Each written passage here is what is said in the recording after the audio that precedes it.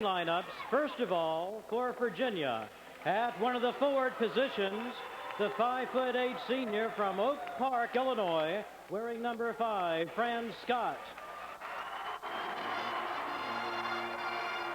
And at forward for Tennessee, the 6'3" junior from Peoria, Illinois, wearing number 24, Carla McGee.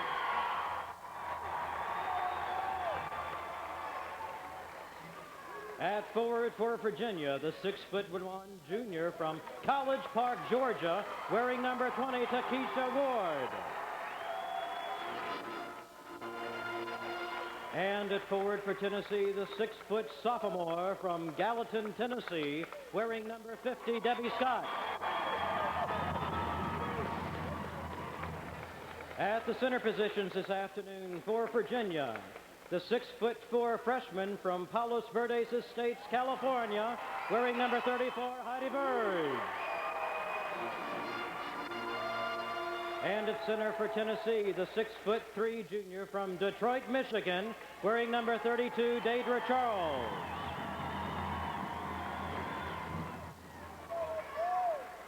And at the guard positions this afternoon for Virginia, the 5'6" sophomore from Philadelphia, Pennsylvania, wearing number 24, Dawn Staley. And a guard for Tennessee, the 5'10" sophomore from Canton, Michigan, wearing number 11, Dina Head. Rounding out the starting lineup for Virginia, the 5'6" sophomore from Eldred, New York, wearing number 32, Tammy Reese. And for Tennessee at guard, the 5'10" senior from Flint, Michigan, wearing number 33, Tanya Edwards. And our head coaches this afternoon for Virginia, Debbie Ryan. And for Tennessee, Pat Summit.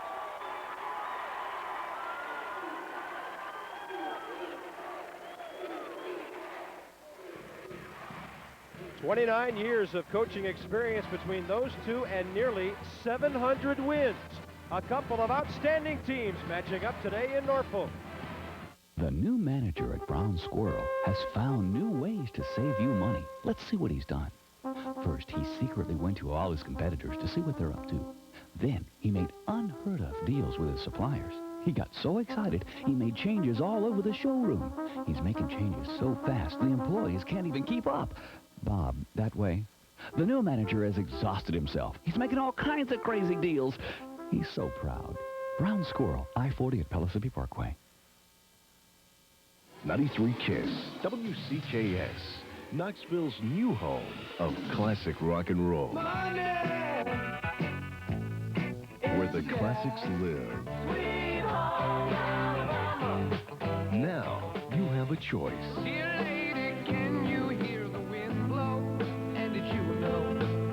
Knoxville's classic rock and roll.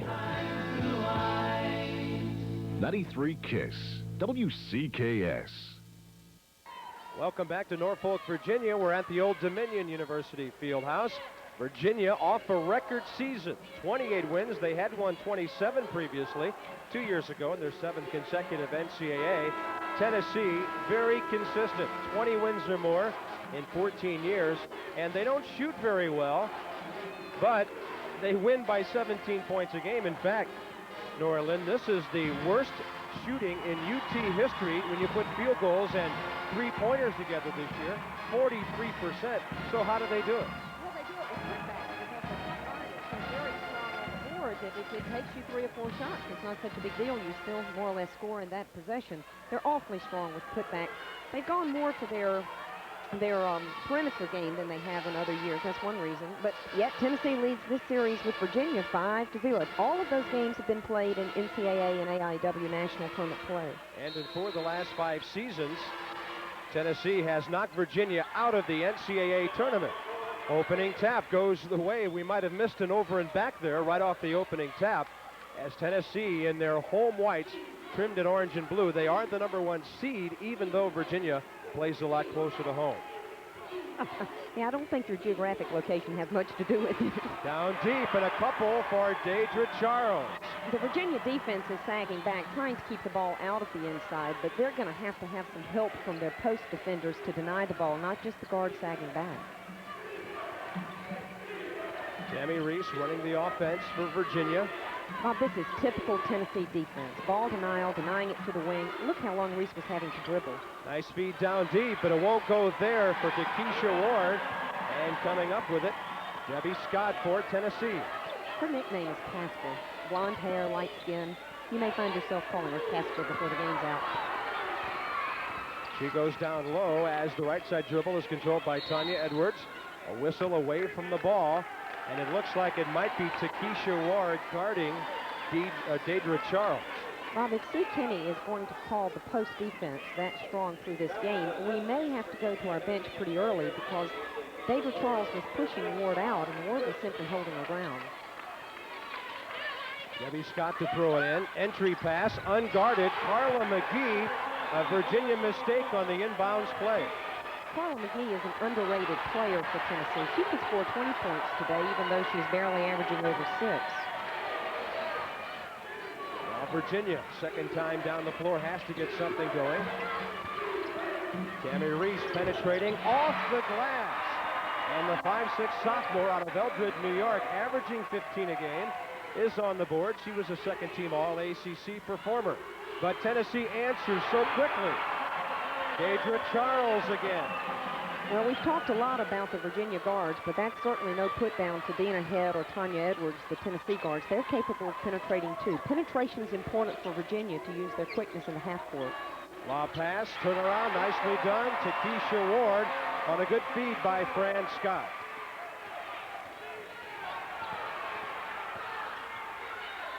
Tanya Edwards through traffic. Debbie Scott, baseline left with the air ball, and off the foot of Takesha Ward, it'll go back to Tennessee. That is really not a shot that Pat Summitt wants her Tennessee team to take. Her guards shooting off the dribble is one thing. Her post or small forward would be quite different. Debbie Scott to throw it in. Tennessee is surprisingly with so little movement here in their inbounds play, and I'm surprised Virginia's playing man-to-man. There's a steal, Dawn Staley. 3-on-2, she'll pull up and pass it underneath, and a basket for Heidi Bird. Nicely done in transition. Gee, what a beautiful break. Nice steal by Staley, and Staley is really a thief. She has 98, make that now, 99 steals for the year.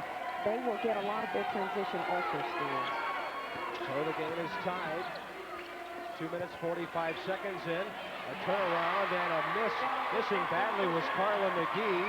And now Virginia with a chance for the early lead. Pat Summitt made the comment in the press conference yesterday that she thinks this is the best Virginia team Tennessee has ever seen. It's the first time they've had the inside size to play Tennessee. Before that miss by Tammy Reese, Virginia was 3 out of 4 from the field. And a nice entry pass.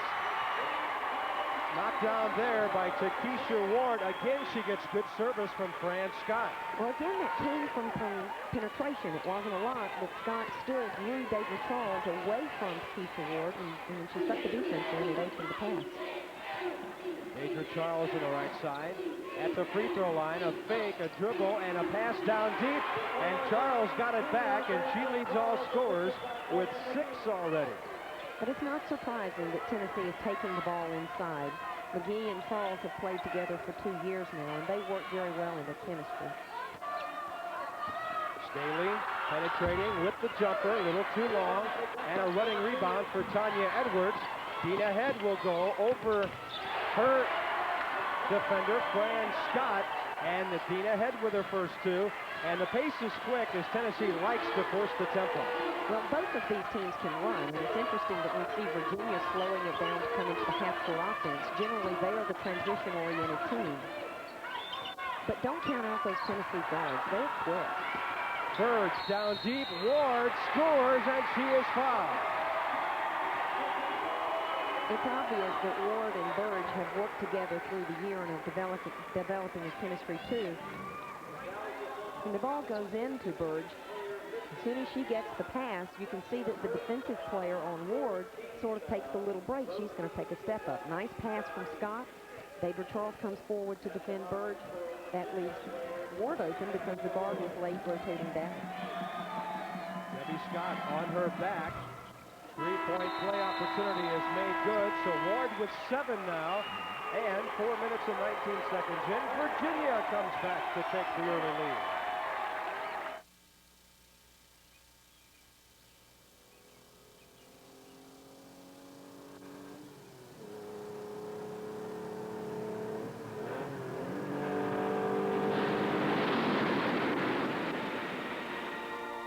Michelin high-performance radios. Everything you'd expect from a Michelin, only faster. Michelin, because so much is riding on your tires. The sporty Suzuki Sidekick, hard top and soft top. Tough 4x4s with features to make you comfortable, like fully carpeted interiors, reclining rear seats, and electronically adjustable mirrors. So what could we do to make the Sidekick more attractive? Offer dealer cash incentives, up to $3,000. But hurry, this deal won't be around for long. Call now for the Suzuki dealer nearest you. Well, it went okay, I guess. I'm gonna catch a 9:15 train. Did you eat dinner? Hello? Yeah, I'm sorry, hon. I ate some stuff, and I've got terrible heartburn. Look in your briefcase. Is it there? Ah, the soothing coating action of Pepto-Bismol in handy tablets. The one that coats is the only one you need. Thanks. You're welcome.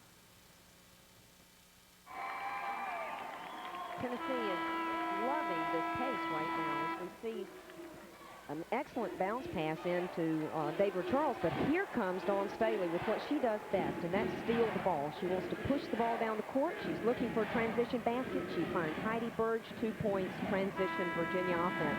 On the other end of the floor, we see Tennessee taking the ball inside. McGee making a nice give-and-go pass down to David Charles. That's their bread and butter. Tanya Edwards running the offense now for Tennessee. Out on top to Dina Head. Virginia giving a zone look to us now after the early man-to-man. Down deep, Head blocked but fouled. It looks like Heidi Burge is the one that the official Bob Trammell is looking at. I don't think Heidi agreed with the call, but then again, very few players do. Virginia likes to play a matchup zone, and in this particular zone, we see that as Heidi comes over to defend the pass into Dina Head, she appeared to have good position, but you know what? If it looks like a foul, it's going to be called a foul. It doesn't matter whether it is or not. Well, Dina Head goes to the line. What a storybook season for her last year as a freshman, coming really from nowhere, and after the injury to Tanya Edwards' knee, became the starter. Became SEC Rookie of the Year, a freshman All-American, and then scored 19 games in the NCAA championship game. And here she is playing for another national title. As she hit 1 out of 2, the score is tied at 11. Dribbling into traffic there and losing it was Dawn Staley. Well, Virginia's back into their man-to-man now, and as Burge went out to defend on Carla McGee, Carla got a little excited with the call for the travel. Carla McGee in that serious auto accident a couple of years ago, and still wearing the goggles after her jaw was broken and her cheekbone was fractured. Important part of this ball club, and she's playing in her 12th NCAA game today. This Tennessee team has a little tournament experience. They certainly do. A literal fall-away jumper by Heidi Burge would not go. Bob, they've won 6 regional championships, and they've gone to the Final Four, 6 of the 8 NCAA championships that we've held. Both teams shooting well so far. Tennessee 5 out of 7 from the field. Make it 6 out of 8 as Dina Head gets down the baseline. She has 5. Dina Head has the green light to create in the Tennessee offense. She's one of the few players that Pat will allow to create. You can see why. She's very strong. Turnover off the pass by Fran Scott, and Tanya Edwards on the board. 4 unanswered points by the Lady Volunteers. Well, Tanya Edwards, nickname Ice, is the leading steal creator for Tennessee, and that's their defense. They love to deny the ball one pass away, and so they make a lot of steals when you try to make that guard-to-guard pass. I think the Tennessee defense has picked up a notch. Do you? Looks like it. Heather Burge with a feed down deep, and Dawn Staley in traffic. Now, don't underestimate Dawn Staley's 5'6" frame, and I'm not sure she's really 5'6", but she leaps as if she's 6 feet. She's got springs in her legs, and she's very strong with a wiry build. So that time we heard from Heather Burge for the first time. Heidi defending on the miss there by Carla McGee.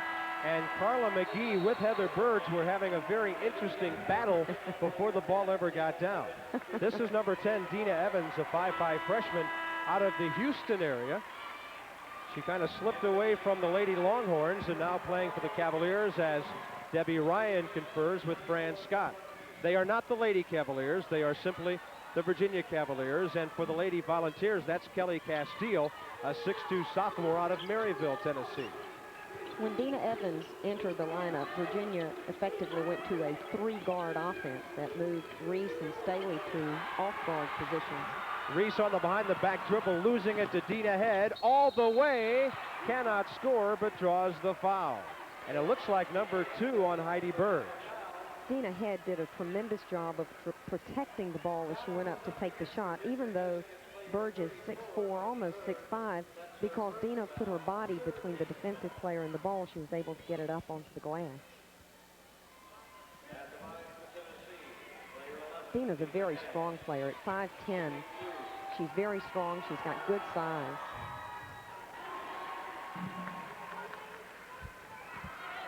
Notice how she just keeps the ball off to the side, and Burge came under her, sort of submarined her on the shot, was called for the foul. Dina's so strong, she can just take the ball up with one hand. Full court pressure now by the Volunteers off the make. Knocked out of bounds by Tanya Edwards. And Pat Summitt likes the up-tempo, so she's gone now to a full court man-to-man press. Heidi Burge almost running out of time and finally getting it in for Dina Evans. One would think that with 3 guards in for Virginia that a press wouldn't be effective, but they're pretty inexperienced against the press. Heather Burge on the board for the first time. She's averaging 12 with 7 rebounds. Her sister, 8 points with 6 boards. Virginia's done a good job of taking the ball inside early to establish that their frontline players can score. Ball tipped away. Nice defense by Dina Evans, who went right down the lane with Debbie Scott. Well, she's giving up a lot of inches. Debbie Scott is 6 feet, and if we stretch Dina Evans, she's 5'5". That was Takesha Ward, who just came back in for the Cavaliers of Virginia. Lob pass off the inbounds. A block by Heather Burge, and she has the loose ball on the baseline. The Cavaliers lose it. And Heather Burge leads the Virginia team with 31 blocked shots this year, so that's really not a surprising defensive play.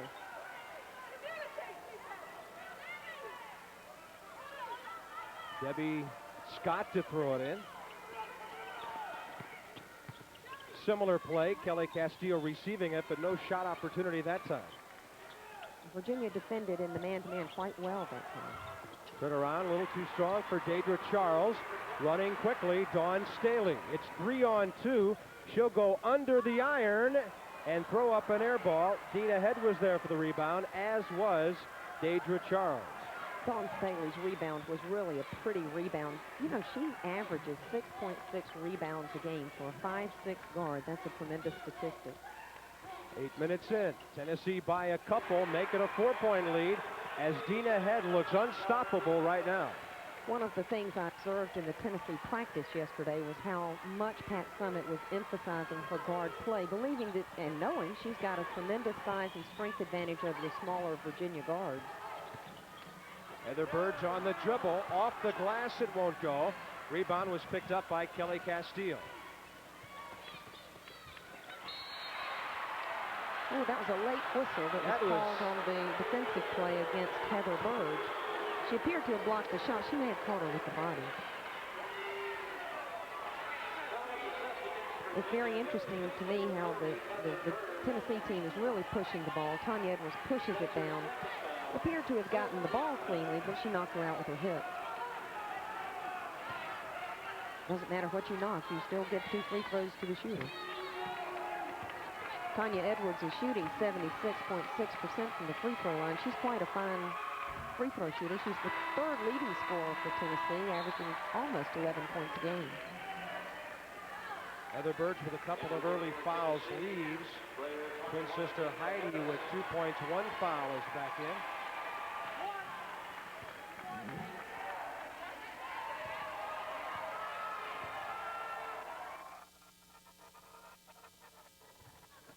Four on the day so far for Tanya Edwards. 11:29 to go in the first half, and Tennessee opening up a 5-point lead. If you're in business, put Bank of East Tennessee to work for you. With state-of-the-art services like our merchant credit card system with high-speed POS terminal and draft capture for automatic deposit. For higher balances, our business cash management system links transaction, investment, and credit accounts, keeps your money working smart. Bank of East Tennessee works for your business with the advanced systems you need and the individual attention you expect from the bank that's truly yours. Bank of East Tennessee. The Common Market Wardrobe Strategy. Well-made clothing at an affordable price. Our 100% cotton khaki pants get more comfortable with age. Classic styling updated just for us. On sale for a limited time. Now priced at $24.95 for plain or pleated fronts. Your choice of 100% cotton or Dacron and cotton. You'll see them all over town for a lot more than $24.95, but you won't find a better pair of pants for the money anywhere. The Common Market, 4815 Kingston Pike and Westtown Mall.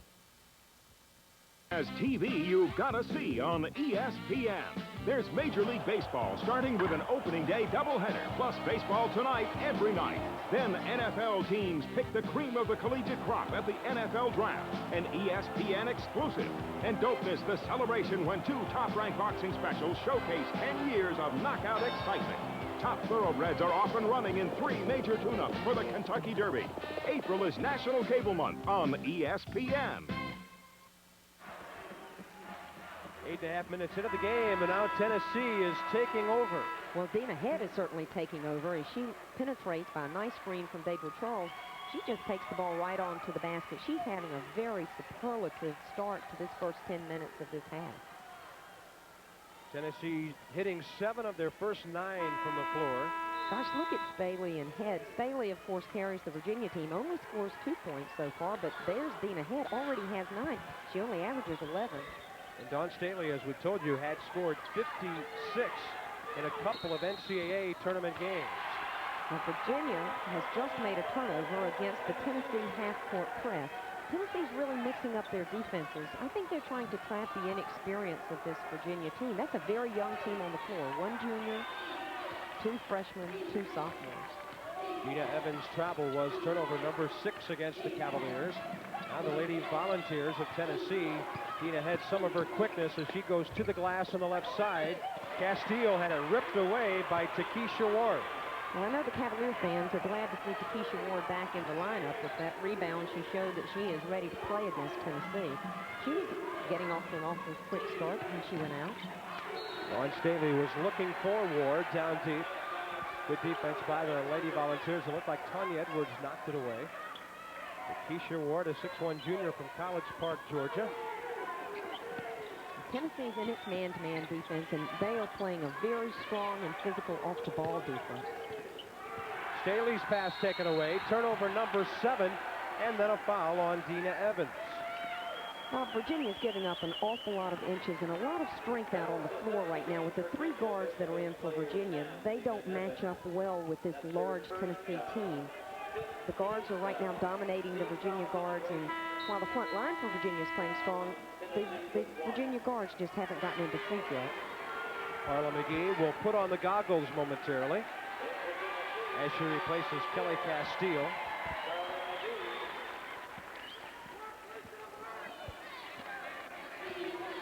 So strength for strength basically down low, and Tennessee has plenty of that inside. They're just that kind of a basketball team with a lot of depth, no matter who's in there, starter or sub. Well, they are. And of course, that's where Tennessee would like to take the ball. As Lisa Harrison makes a pass into David Charles, but it just goes out for hands out of bounds. We know that's where Tennessee wants to take it, but because they've got the size and strength advantage of the guard right now, they're exploiting that quite well. Tennessee with 3 turnovers, almost 10 minutes in. Gee, Lisa Harrison, 6-foot freshman, is guarding Dina Evans, who's only 5'5". Pete Evans on the charge, her second foul. And that's about 4 consecutive times down the floor for Virginia without even a shot. Yeah, the guards are really pressing right now. Obviously, Evans wanted to take advantage of her quickness, so when she looked to penetrate, she went too far into the second line of the Tennessee defense. But, you know, when they start to press, it's going to get them out of their system. They need to take that ball inside. Baseline right, the turnaround for Lisa Harrison. Lisa Harrison is a strong small forward. She started a lot of games for Tennessee, so while she's a freshman, she's got an awful lot of experience. Well, she knows a lot about scoring. 3,108 points as Miss Tennessee basketball last year at Southern High School in Louisville. There's a second chance that won't go for Heidi Burge.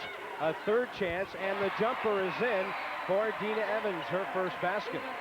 Well, that's the first time in 5 possessions down that the Virginia front line has handled the ball, and the only way they got it was off the offensive rebound. Virginia's got to get the ball inside more. Virginia also set the check back in. Their steadying influence in the backcourt, Fran Scott. They have not handled the ball well lately. Nicely done. Baseline left, and Deidre Charles has 8 early. Well, Deidre has tremendously more experience than Heather Burge, and so the defensive inexperience of Heather could be exploited easily by Charles. Staley with a drive, and she was obviously too quick for the Lady Volunteers that time down the paint. Oh, gee, she is so quick. She loves to penetrate. And the thing is, she could take it all the way to the glass, or she could hold up with a jump shot. In this case, she takes it down the lane, and she's looking for another assist. So she's looking to pass it over to Ward, but notice that Carla McGee got there way too late to draw the charge. Staley will throw it in up top. That's trouble. Tipped away by Dina Head, but retrieving it, Fran Scott. Virginia's going to have a difficult time passing over Tennessee because Tennessee's so strong and big. They're also reasonably quick. Almost a steal by Charles. Long jumper, an air ball by Burge. She gets it back. This one from about 17 feet, and it won't go either. Fighting hard for the rebound is Takesha Ward. Takesha Ward has stepped forward for Virginia to play. She is on the board strong, and she is really playing a good physical game for Virginia. Her 9 points, keeping her team within 5 right now. On the offensive glass, Tennessee working hard. Charles with a miss. Another stick-back opportunity. This one won't go for Lisa Harrison, and Dawn Staley running for the Cavaliers. Very, very strong play by Tennessee. Well, you asked the Virginia people, what's the key to this game? They all said rebounding, so you don't give this team a second or third chance. And a couple times down the floor, the Lady Volunteers have had those opportunities.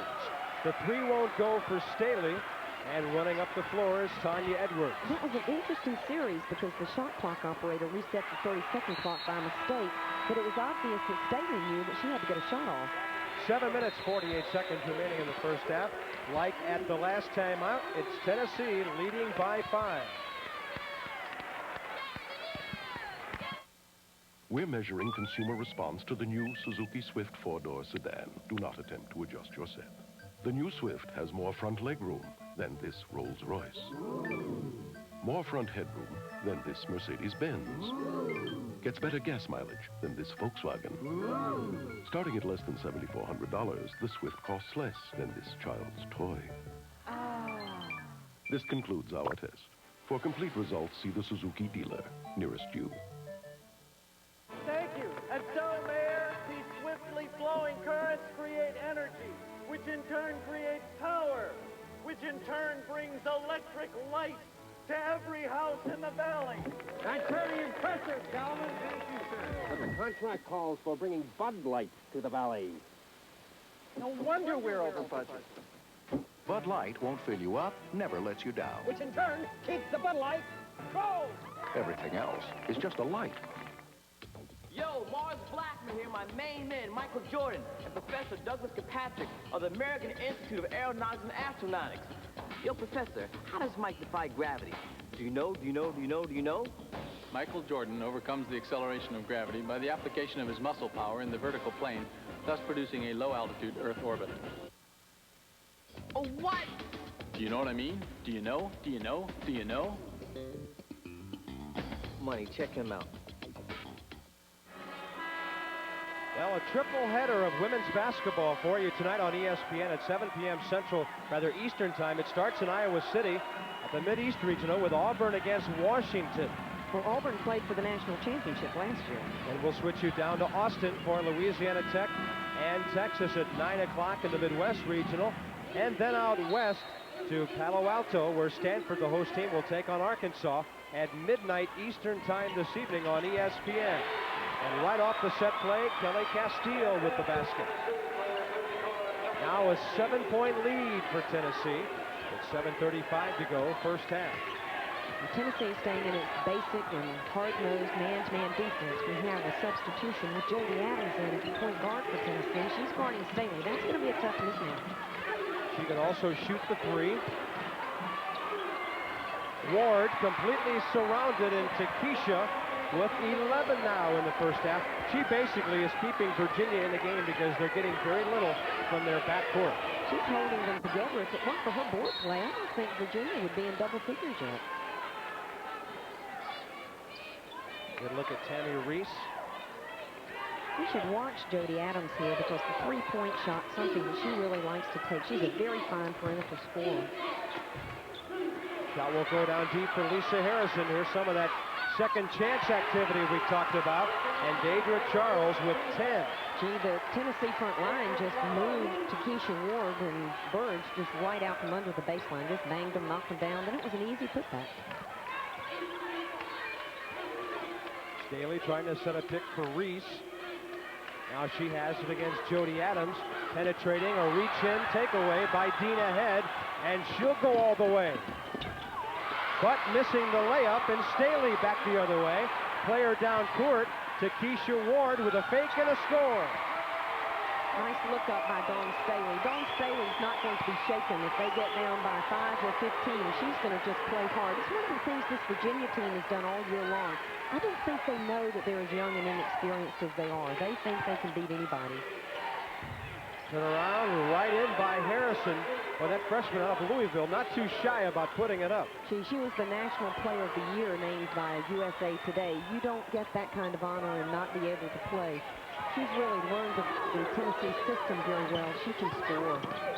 Here's Reese from the right side missing. And a rebound for Deidre Charles, who averages 8 boards a game. And a foul on Virginia in the backcourt. I think Reese is really pressing right now, and that could be a real concern to Debbie Ryan. Notice that Debbie seems to be a little bit stressed right here on quite what to do, and it's a lot to do with the fact that Tammy Reese is not into the flow. She's not into the system. Excellent defense being played on her by Dina Head. She's giving up so much size and strength, she's having difficulty shaking Head. Heather Burge with her third foul a moment ago. So Heidi Burge will check in. They're averaging 20 points a game between them, and they've only scored 4 collectively so far. Well, Virginia hasn't really looked to get the ball inside. When the guards have penetrated, they've looked to shoot instead of pass most of the time. Deidre Charles in the miss. Dawn Staley running again, weaves it through, and Scott is hammered as she was waiting for the player, Lisa Harrison, to go by. Lisa just happened to land on top. One of the things that Dawn Staley does so well is rebound and then take the rebound on the dribble on the fly. Beautiful bounce pass ahead to Fran Scott. She gets the pump fake, but she just doesn't get the shot off to get the 2-shot foul. Ashley Scott does a good job to catch that bounce pass. Nice fake, but Harrison just kind of leveled it. There's Burge. Can't hit on the close one. Heidi had it again, and she draws a foul. Heidi did well to stay with her shot, and when she missed the shot, she got a good rebound. She was just sandwiched between 2 Tennessee defenders as she got her offensive rebound to take back up. She takes the shot up, takes it up strong. She's open, but as she gets the rebound, Carla McGee comes right over the top, and while she was on top of the ball, she was also on top of Burge's back. Carla McGee with her second foul. Neither Heidi nor Heather seems to be shooting with their normal shooting motion. As we look now at Heidi's free throw, she pushed the last one and she pushed her perimeter shot. She needs to relax and let her legs do more. She slaps at it and gets it back for the Cavaliers. And Pat Summitt did not like that play. She thought that her guard was fouled. Birch receives the lob. It's a scramble on the floor. The possession will belong to Virginia. A lob pass works against a tall team if the tall team is not a real aggressive team. But Tennessee retreats to give help so quickly that by the time the lob is there, the second line of defense is shifted across the court. Caught Birch in a double team.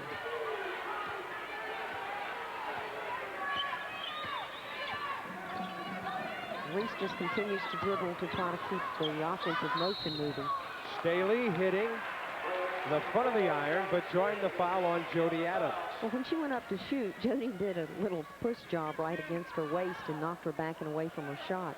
So many times in women's basketball, those push fouls down around the waist aren't called, and I think a lot of that has to do with the fact that we have only 2 officials. They're trying to cover all the court and a very fast game.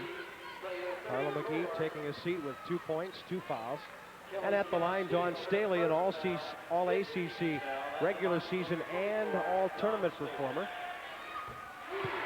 Dawn Staley's had 2 knee surgeries this year, both back in the pre-Christmas time, but that's a tremendous thing to come back from 2 surgeries in 1 year. Debbie Ryan feels like she's healthier now than she's been all year long. Well, she must be after a Virginia NCAA record 32 points against Penn State in the first game of this tournament when they won 85-64. They then knocked off Providence to get to the title game. Attempted steal. Tammy Reese has it. It's a race down the floor with Tanya Edwards, and Reese wins it. And she has a half dozen as Virginia continues to stay in the game with defense. Well, Reese needed an outlet for some of her aggression. She's really pressing. She's struggling. She needed to run down the floor. She's fired up. And a travel call as Staley plays tough defense on Tanya Edwards. Pat Summitt is talking with Sue Kinney over on the sideline, so Sue came over to the other side of the floor. But Pat Summitt felt that there was a foul on that play. Excellent defense by Dawn Staley. She just gets in your shoes with you. Now Virginia back to within a point with 2 here. Staley can't get the roll. Got her own rebound down there, and this possession will belong to Tennessee. Dawn Staley is so deceptive. She's quick. She jumps so well. She doesn't mind going in there with those 6'3", 6'4" players, and she'll battle you. She'll go on the floor. She'll go up in the air. She'll go wherever she has to. In the stands, it doesn't matter. Plays with a lot of heart. 4 minutes and 15 seconds to go. And way away from the basket, Dawn Staley with a reach-in foul. The Virginia guards like to hand-check the ball handler. They like to sort of push you out and away. One of the things that the rules do not allow is hand-checking the dribbler. And as we see Dawn Staley look to make a steal, because she loves steals, see her hand on the hip. And as she looks to make a reach-in to go for the foul, you shouldn't do that when the official is standing only 5 feet away from her. She's going to call that foul. Bonus situation for Tennessee. Tanya Edwards, a 77% free throw shooter, is at the line.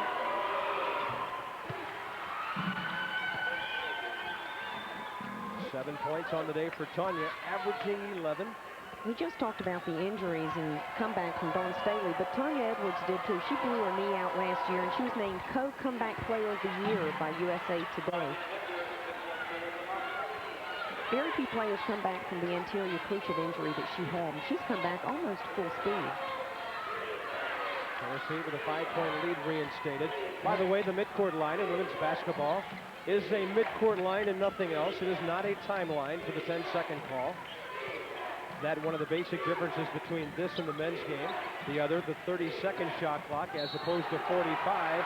And that's a double dribble on Tammy Reese, and no matter where you're playing, you can't dribble the ball twice.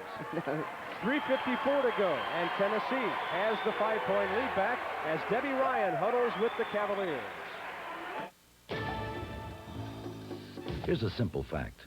The S15 Jimmy from GMC Truck is ranked highest among all other domestic vehicles in its class for customer satisfaction in product quality and dealer service. Now, here it is in simple English. S15 Jimmy owners love their S15 Jimmys, period. So the choice is simple. Get an S15 Jimmy, and you'll love it, because quality counts. GMC Truck, it's not just a truck anymore. Hold it, ho, ho, ho. So you're gonna finally meet Cindy, huh? Tonight. Good. So first impressions are very important. I think. Okay. Now, imagine. Lights are low, the music's soft.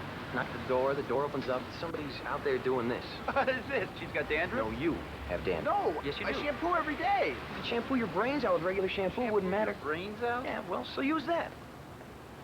Head and Shoulders? Works for me, my friend. But you don't have dandruff. Exactamundo! Head and Shoulders, because you never get a second chance to make a first impression. I'm not going to chain myself to a nuclear power plant, but I do care about the environment. So I stopped using chemicals around the garden, switched to Ringer. Ringer Lawn Restore makes my lawn look thicker, greener, naturally healthy. And Ringer Attack pesticides control bugs biologically, not chemically. With Ringer, my lawn looks better, and I feel better. Daddy, is it safe to play on the grass? Sure, much better. Ringer Natural Lawn and Garden Products. Better for everything that grows, including people. Welcome back to the Old Dominion Fieldhouse in Norfolk, Virginia. And coming up at halftime, Robin Roberts standing by with an overview of the women's tournament this weekend. A story about the Lady Texters. They are still hanging around in the NCAA. And men's late highlights from last evening. We'll also have highlights and analysis from the first half here. It has 3:50 remaining in Tennessee, with Pat Summitt at the controls on top by 5, 32-27. Virginia staying in its hustling defense, trying to keep the ball out of the middle. But that was a nice inside-outside play. When the ball went to the low post, back to Tanya Edwards for the 15-foot free throw shot. Nice play by Tennessee. Tanya Edwards now with 10. We'll see how Virginia responds after the make. Most of their points have come after they have forced Tennessee mistakes. Bird down deep to Ward and a foul. Hey, basketball enthusiasts love high-low offense. Take the ball to the high post, let the low post get position, make a nice pass. Very nice bounce pass by Burge down to Ward. Ward's got excellent position as she puts Castile on her back, and when she takes that ball up strong, she takes it all the way to the glass. I really think Takesha Ward's having a tremendous game today.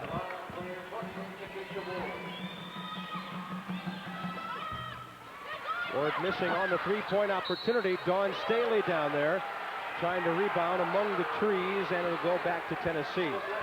She gets her hands on more balls than she shouldn't. If you just look at her frame, she is a tremendous athlete. Excellent matchup here, Staley against Edwards, because they're both quick and they're both excellent visionaries on the court. Tennessee trying to stretch the lead to 7. Off the miss, Dina Head can't get the roll. Castillo, who committed the foul a moment ago, now with 4 points. And Virginia just cannot deal with Tennessee on the board. Well, you have to credit Head with keeping that ball alive. Tanny Reese did not check her, could not keep her out because Head was just too strong, moved her out of the way. Heidi Burge short with it. She was under pressure and thought she had been fouled. Well, she's giving up some pounds and strength to Deidre Charles. Deidre just bodied her. Tanya Edwards on the travel. The Virginia guards will give you a lot of spooks. They'll flirt with you. They sort of look like they're going to take the ball, or they fake in and out of passing lanes, and it can cause you to make some turnovers. And they forced a few Tennessee turnovers today. Virginia, though, has made more.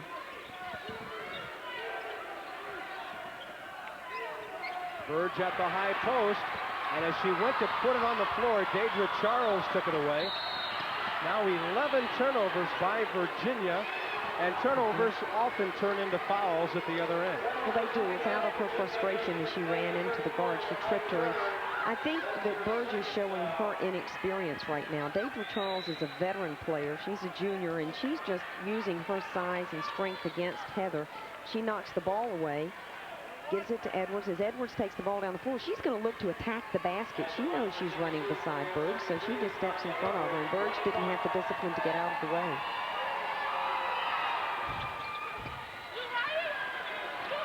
Finally coming down with it, Heidi Burge. Virginia down by 7. Shooting for 3. It's short from Staley. As a team, Virginia shooting 37% from that range. Tennessee really doesn't rely on the 3 very much. And another turnover. Castile had gotten good offensive position down at the low post, but that's a long way to make a bounce pass. As Lisa Harrison looked to make about a 25-foot bounce pass. That's a difficult thing to do. Burge appears to be bothered a bit. She's gone over to the bench being looked at by the trainer, but she seems to have turned her ankle. Each twin out of the game now. So it's a very small Virginia team out there. Tammy Reese operating out on top.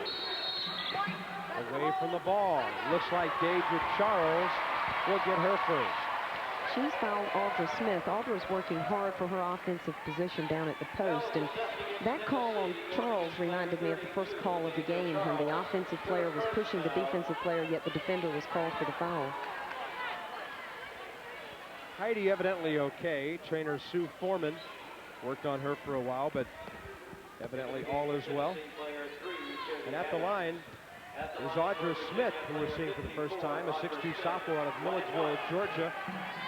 They call her Wild Kingdom because she plays with reckless abandon when she gets out there. And maybe Virginia needs a little bit of that right now to make a few things happen. Well, I've seen her play with reckless abandon. In the ACC championship game, she had 8 rebounds against NC State, and she had 9 rebounds against Providence in the semifinals of this regional. She can go to the boards, and they need that against Tennessee.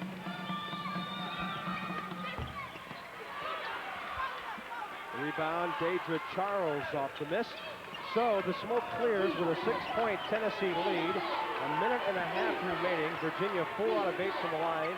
Tennessee has hit 6 out of 10, so free throws have been a factor. There's Castillo with a free throw line jumper, and the rebound momentarily by Takesha Ward. Dawn Staley comes away with it.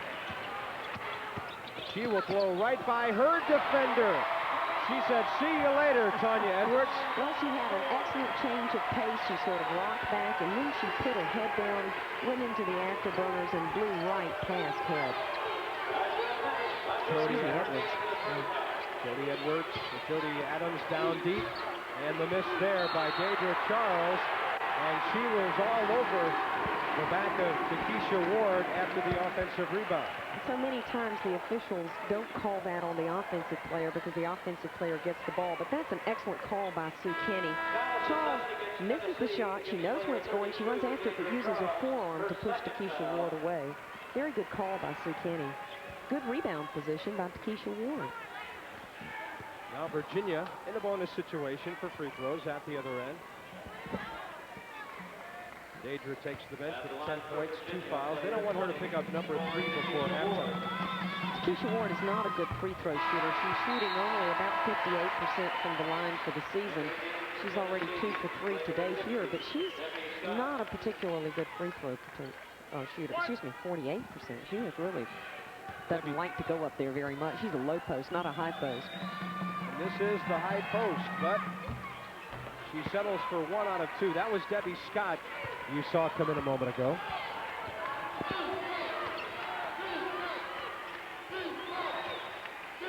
Virginia's staying in their man-to-man defense, and they're just content to try to let this clock come down, keep their good defensive rebound position with their man-to-man. 10 seconds on the shot clock as Adams watches a long one climb over the glass. So Virginia has plenty of time. 30 seconds remaining for Debbie Ryan's team, trailing by just 3. I think they'd be very happy to hit those final 2 and go into the locker room down by a point.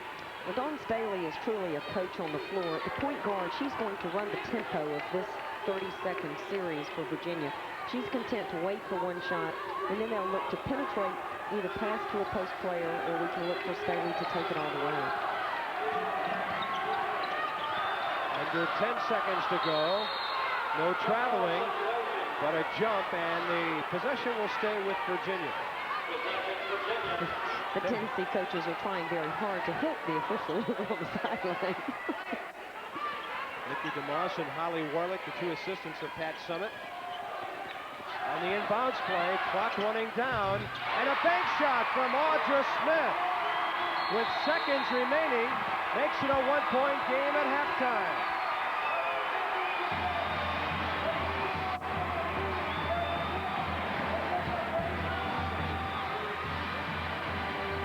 Simon is going off the floor. Not a particularly happy coach to have given up that last-second shot.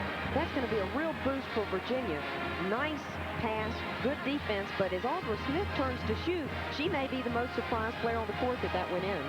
So 20 minutes in the books here in Norfolk, Virginia, and Robin Roberts will throw it back to you in the studio. It was a 7-point Tennessee lead, but now Virginia has it back to a point. It's all yours.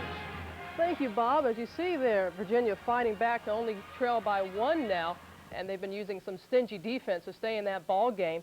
And also a lot of turnovers, though, for Virginia. They're in double figures already in the turnover category. They've never beaten the Lady Vols in NCAA tournament play. They are the top 2 seeds in the East region. And let's take a look at how they made it this far in the East region. Tennessee had to open up against the host team, ODU, and then Virginia took on Providence in the semifinals, now playing Tennessee in the final. Of course, the winner going on to play in the Final Four on Tennessee's home court in Knoxville.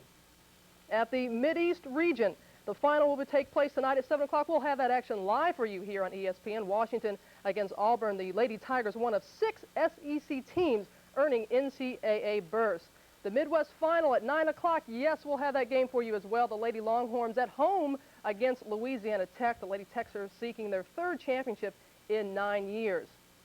And out west at midnight, Stanford at home as well against Arkansas. The Lady Razorbacks with upset wins over Georgia and then Stephen F. Austin. It seems that this time of the year, Louisiana Tech is always hanging around. They've been in the Final Four 6 of the 8 years that this event has been held. 2 reasons: head coach Leon Barrymore and also Venus Lacey. Philip Palmer, yes, has more on Louisiana Tech's success. Louisiana Tech Lady Techster head coach Leon Barmore and center Venus Lacey have taken the Techsters to the top of women's basketball at 31-0. I think the key to Louisiana Tech, in my opinion, is they've always had an outstanding post game. They build their team from the inside out. But the road to the top has not been easy. Barmore came to Tech as an assistant coach in 1977. He became co-head coach with Sonja Hogue in 1982, then finally took over for good in 1985. His Techsters have won 91% of their games, and he became the first male head coach to win a national title in 1988. His area of expertise is developing raw talent, but over the years, Barmore has had to develop as a head coach as well. I have changed a good bit in my coaching. I don't think any coach has been in this my 23rd year to coach will tell you that they haven't grown up, matured, and I've become more understanding. I may, in a lot of the kids' case, I may go a little farther with one than I would have 10 or 12, 15 years ago, but I think I've grown up in a smart way. This year's team, you have so many different personalities, and those things go into play as a coach. You have to be able to deal with those personalities off the floor and get the best out of those kids on the floor, and I think this is by far his best coaching job since he's probably been in the profession. But what's left for a coach who's had his team ranked in the top 5 for 113 consecutive weeks? Winning never gets old. You know, I'm very much a competitor. If I took you on the golf course, you know, I would try to beat you. If I took you in the pool, I'd try to beat you. If I took you in any event, I would certainly try to win. And the draining part really is not reaching the mountaintop. It's been trying to stay there. The key to Barmore's 1990 Techsters has been Venus Lacey, who, like Barmore, has changed since her arrival at Louisiana Tech as a transfer from Old Dominion, a transfer no one seemed to want. I think she's a miracle. It's a shame that we didn't do a film like a before and after she came to Tech, because people would have been really impressed with how far she has come, and I think she's a miracle player. She should be very proud of herself, and as coaches, we're very proud of her accomplishments.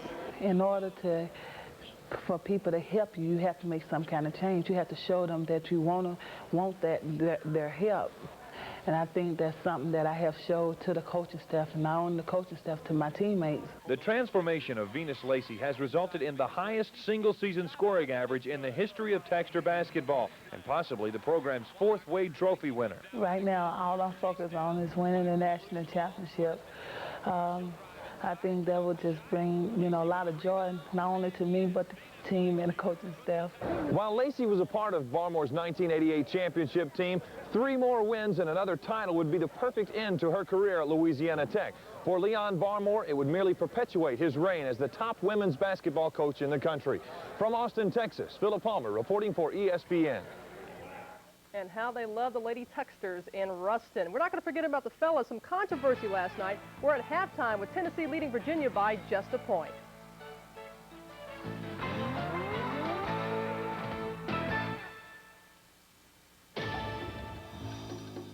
Here's a simple fact. GMC truck dealers are ranked #1 in compact truck sales satisfaction. #1. Now here it is in simple English. Compact truck customers get high-quality treatment at GMC truck dealerships. So the choice is simple.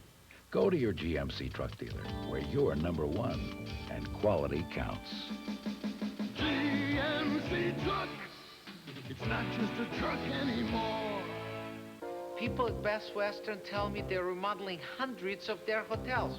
When I was remodeling my house, I became like a real general contractor. First week, I didn't show up.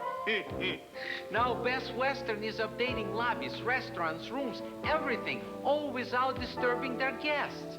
At Best Western, you'll notice the changes, but not the changing. To tell you the truth, I don't see how they do it. Hey, I have to get ready for the party too, you know. I don't know if I'm going. Is something wrong? Kind of sick. Diarrhea? Mm-hmm. I know what you need. It's in the medicine cabinet. Pepto.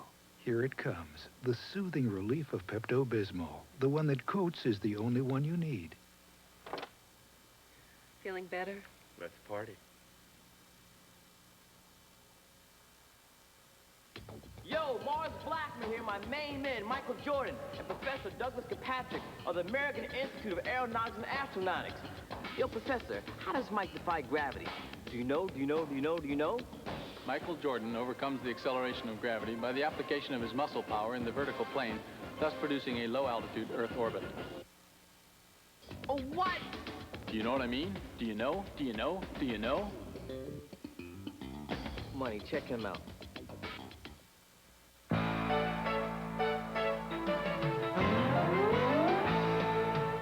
ESPN's NCAA Women's Basketball East Regional Final, Virginia versus Tennessee, is brought to you by Ringer Natural Lawn and Garden Products.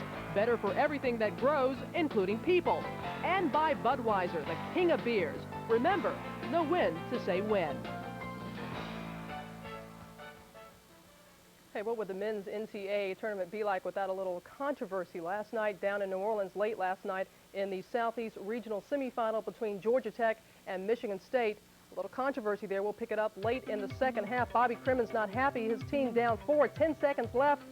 But they have Kenny Anderson. He goes behind his back, down the lane for 2, Tech down 2. Then after Steve Smith missed the front end of a 1-and-1, Anderson goes coast to coast, hits the 3 at the buzzer. Tech thought they had won. But as you could see, his foot was on the line.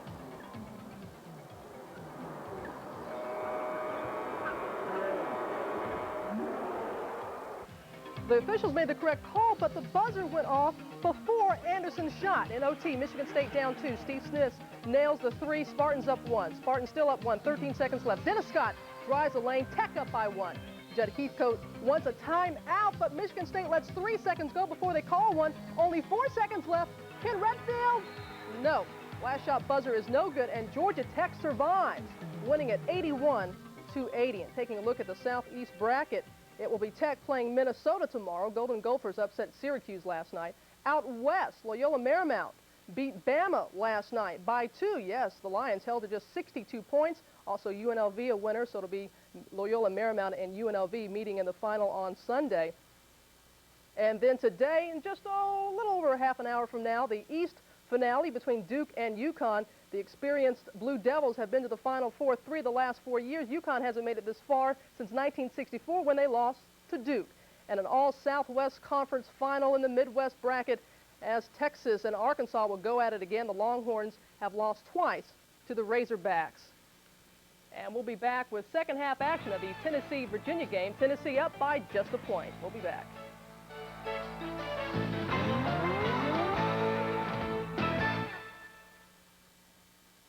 It's time to come to Bank of East Tennessee for state-of-the-art services that save you time. Services like our fast, smart Action ATM. It'll even print out an account statement for you. Our automated service systems reduce paperwork, quickly match financial products to your needs, and make it quick and easy to open your account. It's time to enjoy the advanced services you need and the individual attention you expect from the bank that's truly yours. Bank of East Tennessee. The Original Hot Tub Company, your exclusive hot spring spa dealer, has moved to our new location. We're still in the Village on Bearden Hill. Come see our new showroom. We have several 1989 hot spring spas left, and you can save $500 on every tub in stock while they last. Hurry, don't miss this opportunity to save $500 on a hot spring spa. The Original Hot Tub Company, 6513 Kingston Pike, in the Village on Bearden Hill. Only 4 teams remain as the nation's oldest postseason tournament moves to Madison Square Garden. It's the NIT semifinals, Monday night at 7 Eastern, live on ESPN.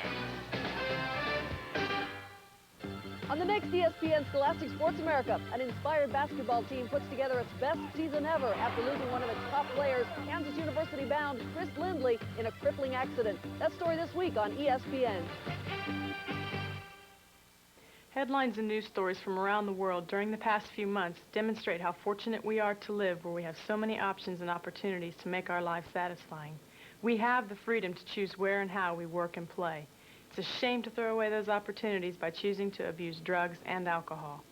If you're caught up in the trap of substance abuse, you're not alone, and there are many people who are willing to help you out of that trap, if you're willing to help yourself. This message furnished by the NCAA. We're at halftime of the East Region Championship game between Tennessee and Virginia, with Tennessee leading by just a point. Let's go back for second half action to Norfolk, Virginia. Bob and Nora Lynn. Thank you very much, Robin. And it is a tight ball game at the half. In fact, the score is 36-35 because Virginia got that late two-pointer right before the buzzer in the first half of play. Bob Carpenter back with Nora Lynn Finch. And it was maybe a little relaxing by the Lady Volunteers that we sensed in the last couple minutes before halftime. I feel like the Tennessee team took a little bit of a break in the last 5 minutes. They were in control of the game. I thought they were, particularly in the guard play, dominating physically, but then they took a little bit of break, and Virginia really seized the opportunity.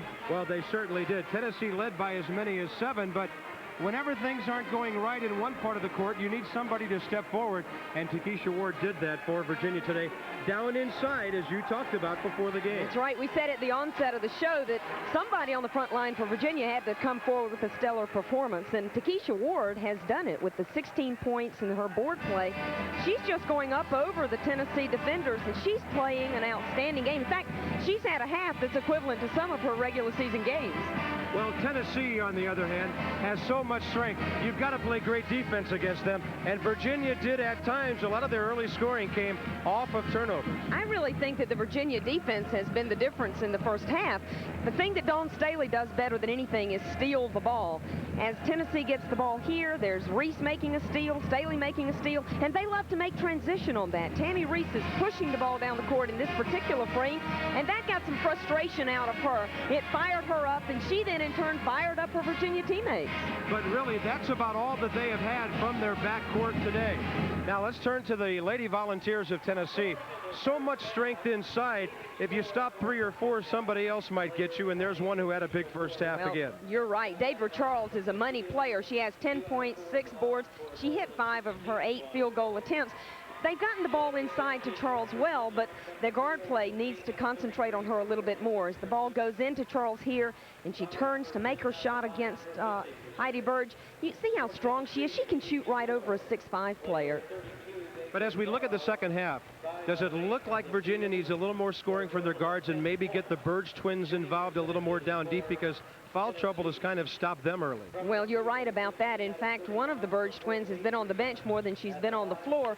They played both of them for just a few moments in the first half, and I didn't think they clicked particularly well. They did that when they had a 3-guard offense in.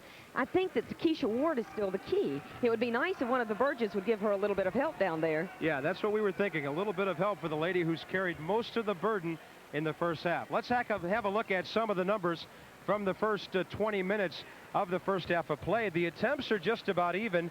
Tennessee has 2 less than Virginia, both with 15 field goals. Free throws about the same, as are rebounds.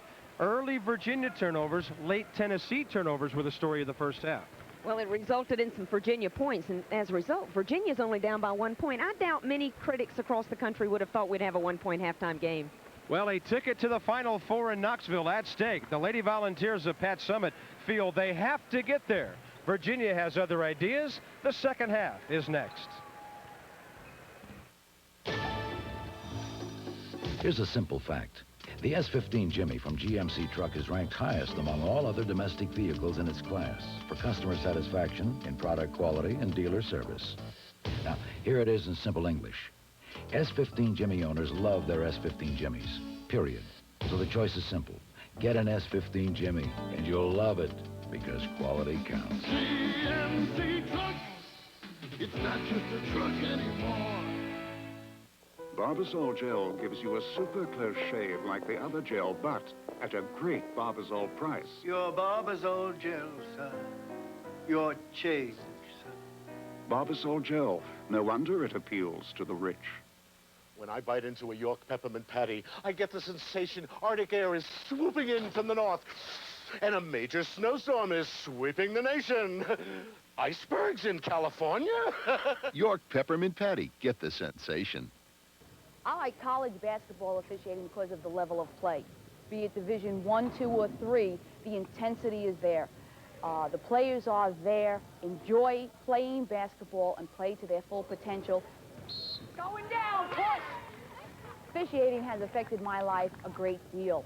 I am employed by a very understanding person who helps me go off and travel in order to officiate. But the traveling is tough. In order to get somewhere, you have to make sure that if you're flying, there's a backup flight in case the first one gets canceled. You usually can't always get out that night, so you don't get out till the next morning. And it takes a very understanding family as well as an understanding employer. The players are there and have concentrated. This is their game. To them, on this night, it's the most important game, and I'm there to give 100% so that their game goes well. This message furnished by the NCAA.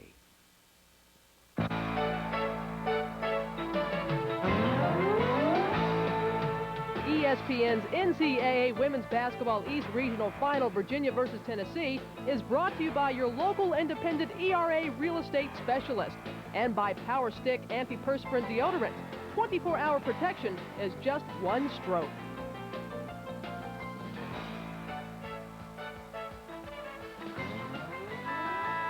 Welcome back to Norfolk. Bob Carpenter with Norlin Finch. And you mentioned a surprise at being a one-point game, Norlin, maybe because last year it was a 21-point game at the half when these two got together, with Tennessee up 39-18. Well, one of the things that the Virginia team said at the press conference yesterday was that has been a motivation for this team all year long. Last year they were intimidated. This year they believe they can play with Tennessee. A second, third, and fourth chance opportunity for Tennessee. Dina Head with the basket, and she has 11 points. Virginia can ill afford to start this half slowly because Tennessee will take advantage of that lull if they do. I think that the board play that time by Tennessee reflected some relaxation by the front line of Virginia. Really good defense by Tanya Edwards on Dawn Staley, and the giveaway, turnover number 12 by the Cavaliers.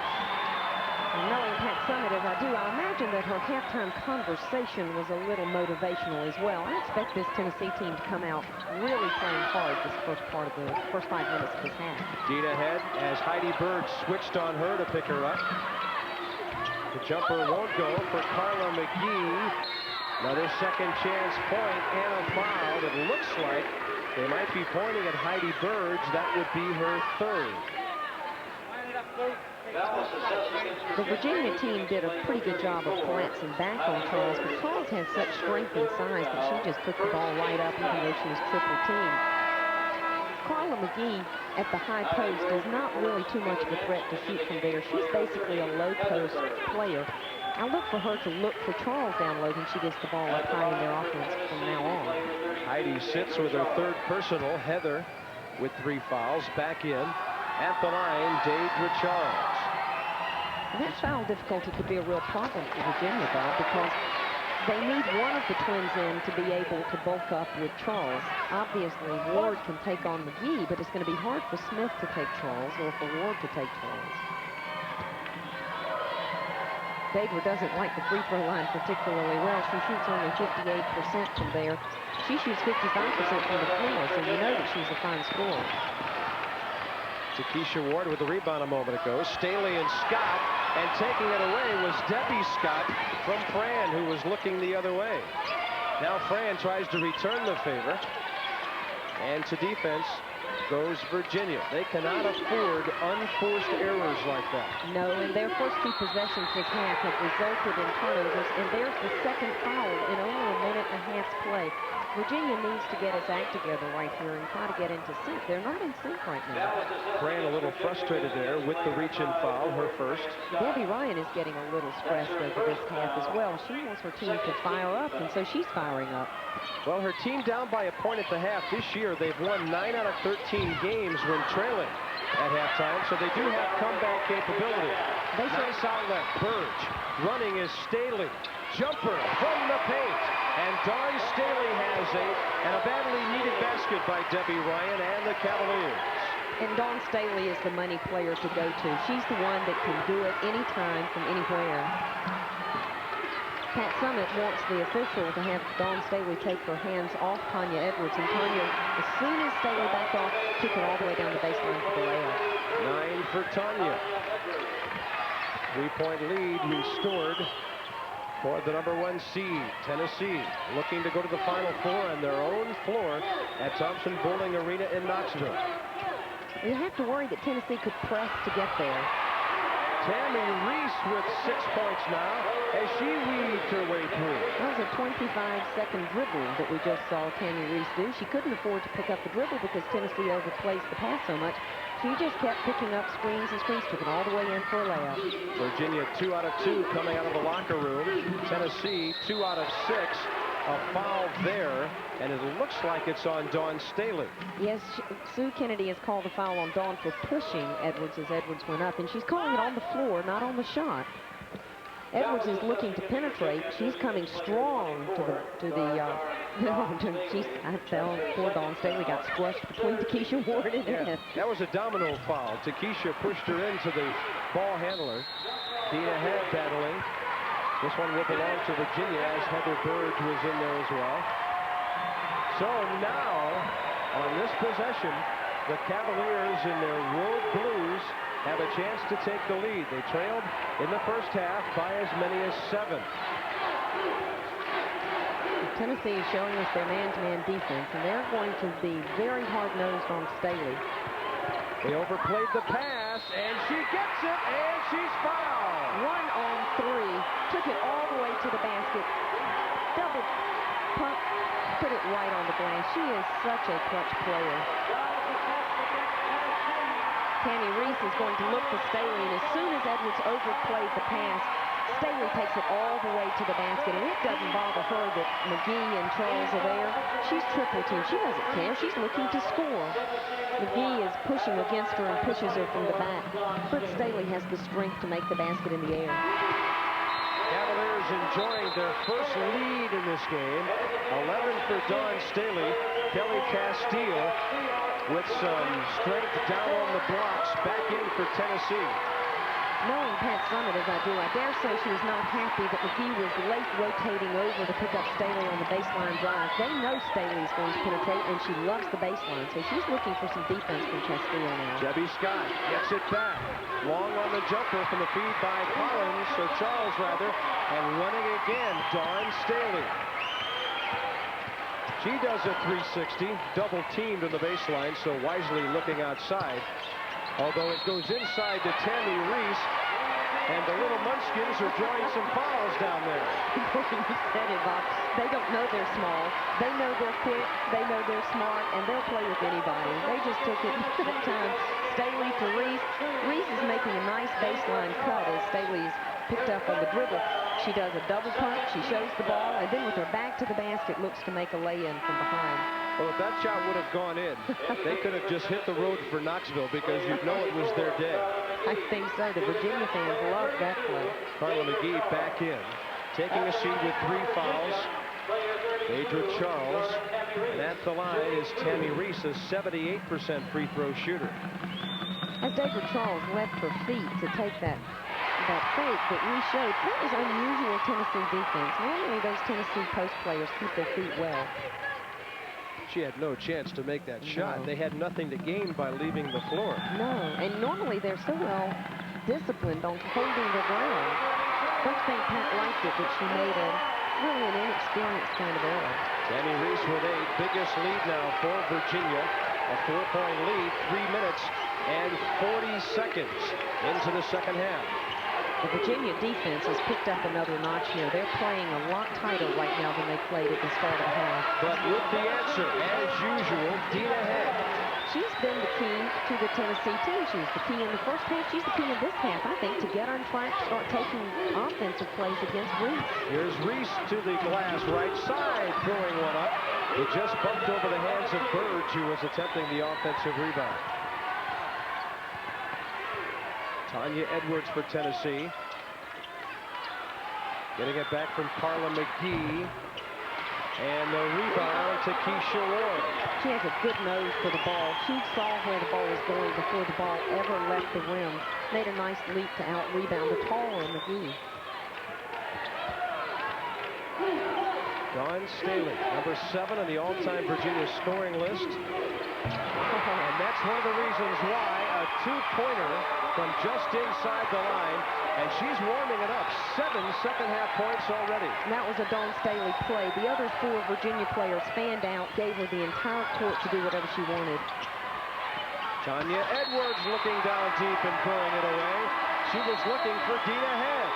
Almost 5 minutes into the second half. It's now Virginia by 4. The Cavaliers with the momentum. The Bakers have a problem. They finally found the home of their dreams, only the nightmare is their old house hasn't sold yet. So ERA advanced $98,000 of equity in their old house towards the purchase of their new home. And if we don't sell their house, ERA will buy it. The ERA Seller Security Plan. Just the kind of help you'd expect from a friend. They trusted ERA to help them out, and ERA came through. List your house with an ERA broker. ERA, first in service. When you've got your power stroke going, you've got confidence that nothing's going to beat you. Introducing Power Stick, the new antiperspirant that gives you 24-hour odor and wetness protection in just one wide stroke. It takes 2 strokes of the leading stick to match Power Stick's 1-stroke protection. 24-hour protection in just 1 stroke. New Power Stick from Fabergé. In ancient times, an eclipse moved people to powerful emotions. Some even thought it called for a sacrifice. We can understand how an eclipse might produce feelings of excitement, wonder, even awe. But at $10,919, the Mitsubishi Eclipse is hardly a sacrifice. Now you could save up to $750 with factory-to-dealer incentives. Both the Tennessee and the Virginia guards have taken control here in the second half. As we see, nice basket here by Dina Head. Very strong pivot, nice shot, but Dawn Staley comes right back to answer. She can shoot off the dribble or off the pass. Here she just takes Edwards one-on-one for a nice 16-foot jump shot. Dawn Staley with 13 points in the game. Right now, it's an 11-6 run by Virginia. They could add to it with the ball.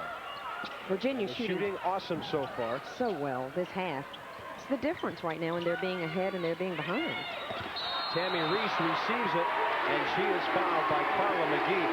Tammy had to make a pretty athletic move, knowing she was going to get hammered just to catch the ball. That was not the way you like to hang your teammates out to dry on a pass to the high post. Does it remind you of a post pattern from a tight end and a split end having to go across the lane? Something like that. The result was about the same. A catch and a tackle. Sitting down is Carla McGee. 4 fouls for her. Adria Charles back in. Tennessee is showing a lot of movement right now on with their footwork. And that's a 3 by Fran Scott.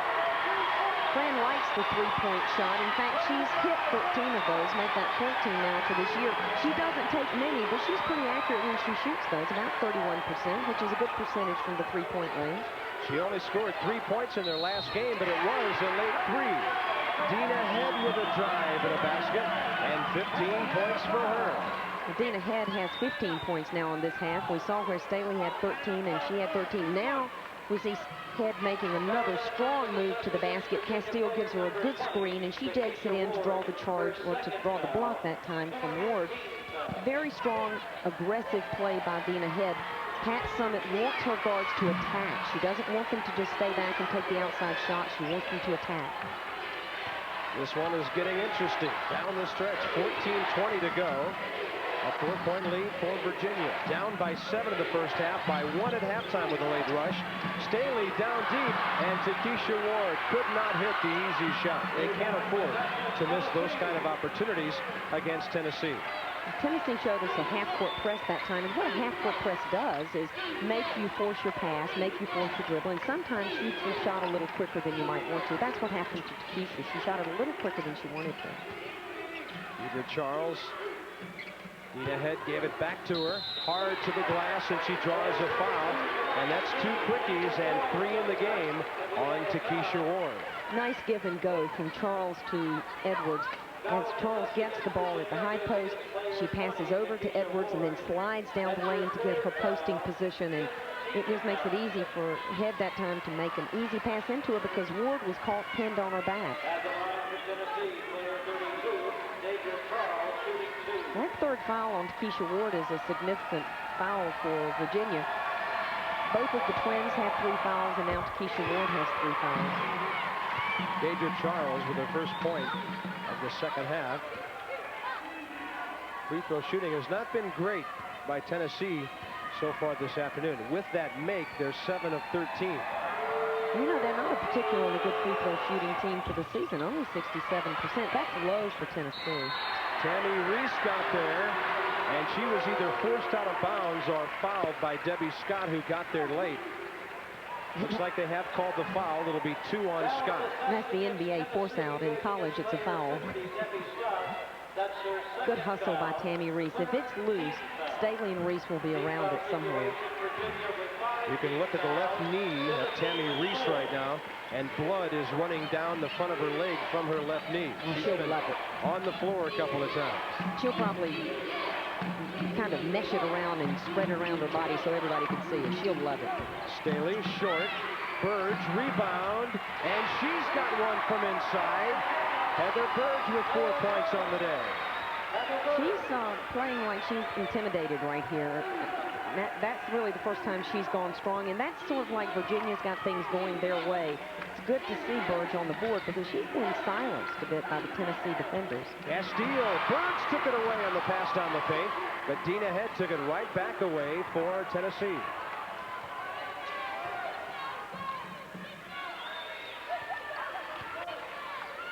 Head with the jumper. Nothing but net, and Dina has 18 on the day. Adria Charles gave her a screen for that shot, and that's a pretty wide body for a screen. The defensive player never had a chance to get around Charles to defend the shot. Burge driving baseline right. Foul well before the shot. It'll be either Castile or Scott. Burge wants the basket, and so does Debbie Ryan. The Virginia assistants find it hard to believe that that's not a basket. You can see that she's bumped before she starts her shot up. It was a good call by Sue Kenny that the foul occurred before the shot. Good drive by Burge, though. That's a big gal to come charging down the baseline. She's a good 6'4½", almost 6'5". Took the ball aggressively to the basket. Inbounds play now by Dawn Staley. There's Burge off the set play. And Heather Burge a force now with 4 recent points, 6 in the game, but more importantly, some inside damage to Tennessee. Well, we knew from the onset that Virginia had to score some from the inside. It's what we said at the top of the show. And one of the Burges has come forward now to give some support to Takesha Ward. And one needs a stellar performance, one needs a solid performance. Debbie Hawhee into the game for the first time. Got a great pass from Debbie Scott to score. Well, the Virginia defense sort of lagged off that time with the 3 fouls on both of the Virginia post players. The Tennessee players have an advantage when they go to make their offensive move. The Virginia guards are going to have to help. Burge a little long on the jumper. She had to work hard just to catch the pass. And now Tennessee could get back to within a point or tie it with a long one. They don't take a lot of long ones with Jody out of the game. There's the drive and 2 for Tanya Edwards, 11 for her. You know, Tanya Edwards is another player who, if she gets on court, she could score a lot of points in a short time. She was the 1987 NCAA Championship Most Valuable Player. If she gets going, she could really get hot. Tammy Reese goes down. It was last touched by Dina Head of Tennessee. It'll belong to the Cavaliers when we come back. Close game. Virginia 53, Tennessee 52. But it won't be easy for the Lady Vols to get to Knoxville. At the Common Market, our philosophy is simple. You always get the most of the best for the least. This is possible because we feature high-quality, stylish, private label clothing at prices well below what our competitors charge. A case in point is our hand-tailored men's poplin business suits. For a limited time only, this suit is on sale for only $149. You'll find our competitors charging $250 for the same suit. Our large selection of poplin suits include plain or pleated pants and your choice of navy, khaki, and olive. The Common Market. It's your look, it's your right, it's your money. The Common Market. The original hot tub company, your exclusive hot spring spa dealer, has moved to our new location. We're still in the village on Bearden Hill. Come see our new showroom. We have several 1989 hot spring spas left, and you can save $500 on every tub in stock while they last. Hurry, don't miss this opportunity to save $500 on a hot spring spa. The original hot tub company, 6513 Kingston Pike, in the village on Bearden Hill. TV you've got to see on ESPN. There's Major League Baseball starting with an opening day doubleheader, plus baseball tonight every night. Then NFL teams pick the cream of the collegiate crop at the NFL Draft, an ESPN exclusive.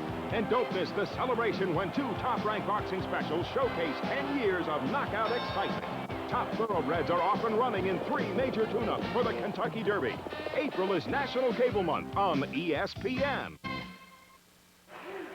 We start things off today here in Norfolk. Tonight, we go to Iowa City for the Mid-East between Auburn and Washington, live at 7 Eastern Time. Then to Austin for the Midwest, Texas and Louisiana Tech. And then out to the coast after Sports Center at midnight Eastern Time, the West Regional with Arkansas against homestanding Stanford.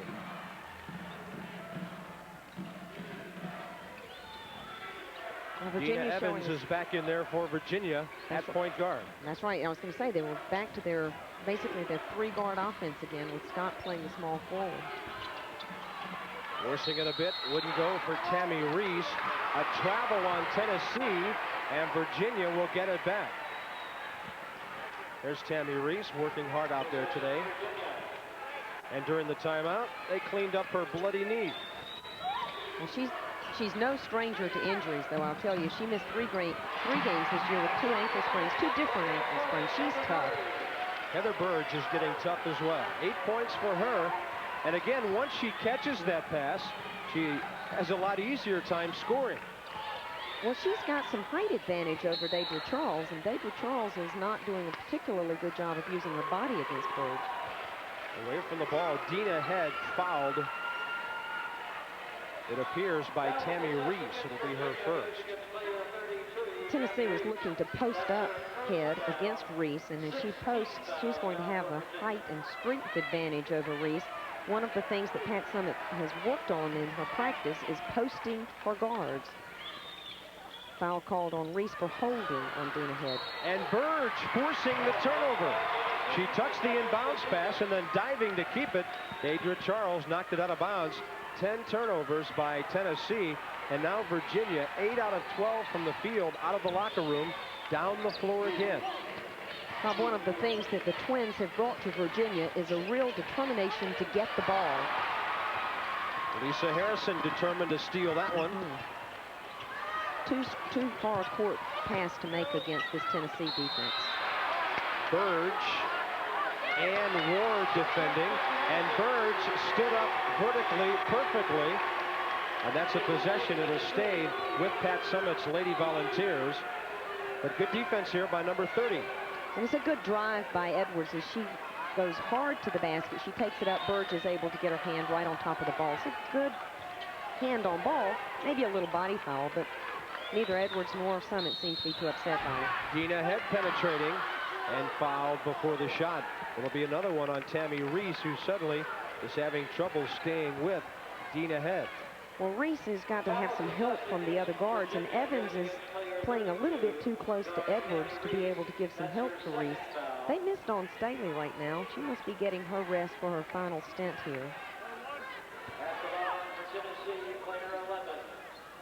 As you can see, the guards for Tennessee are really taking it to the guards from Virginia now, using their size and looking to penetrate on them. Staley watching as Dina Head, her counterpart, hits point number 19. Tennessee 9 of 16, 17 now at the free throw line. 2-point game. We're seconds away from the midway point of the second half. Tennessee has shifted now to a 1-3-1 half-court zone. It's not really a trapping aggressive zone. It's a high 1-3-1 zone. That was a high-risk pass by Dina Evans. Not a very high pass, and she's tried to force it over 3 players, I guess, hoping that they were looking the other way. A very unlikely pass against this tall and quick Tennessee team. Did not work. They're looking for Burge off the inbounds play. She has it. Keisha Ward, right side for Tammy Reese. She is stuffed by one player, fouled by another. Dina Head got the ball. Lisa Harrison got the body. Reese was being ambitious when she took her dribble to go up for the shot because she was looking at a 6-foot Lisa Harrison and defended on the side by a 5'10 Dina Head. And as she took the ball up, she was really fortunate to draw the foul because she really had very little to do offensively besides drawing.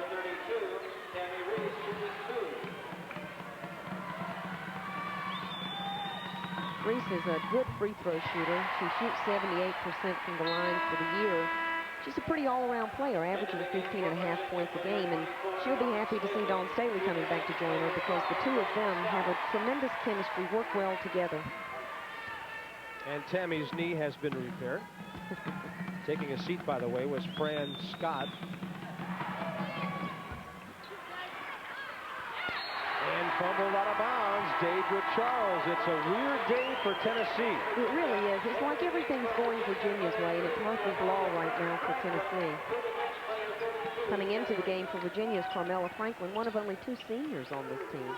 Was a walk-on, earned her scholarship as a junior last year.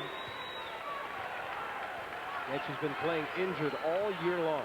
Stress fracture of both of her legs, a broken right thumb, torn cartilage in her right knee. But she's an inspiration to her teammates and one of the co-captains of the Virginia squad. Debbie Ryan has put her in to defend Dina Head because Dina is posting down on the low post block, and she thinks that Carmela is stronger than Reese and give Reese a little bit of a break here because Carmela is going to look to use her body on Head. Right now she has Lisa Harrison, a 6-foot forward. Boy, Harrison so active to get that ball, missing on the jumper. Burge clears off the outlet to Franklin. She says, take over, Dawn. Staley now to Dina Evans. Now Staley goes to the hole and scores, but no basket. She traveled on her way. Debbie Ryan is in a state of surprise on the bench. It was a very, very athletic move by Staley as she looked to make her drive. I think disbelief. You can see that Staley is making a strong move to the basket, takes the ball in one hand, makes the basket. That's a very athletic drive. That was not traveling either. High post, Debbie Hawhee. Tanya Edwards cut off there by Dina Evans, and boy, it's just very difficult for some of Debbie Ryan's defenders to keep up with the speed of Edwards and Dina Head. I've always been amazed that the officials are very picky sometimes on the guard play, yet the play inside can be Hammer City. That time, as the body contact was made by Evans, she appeared to have good rebound position, but, good defensive position, but because she moved her hip a little bit, she was called for the foul. But if an inside player did that, it generally would be no call at all. Tanya Edwards with 12 on the day.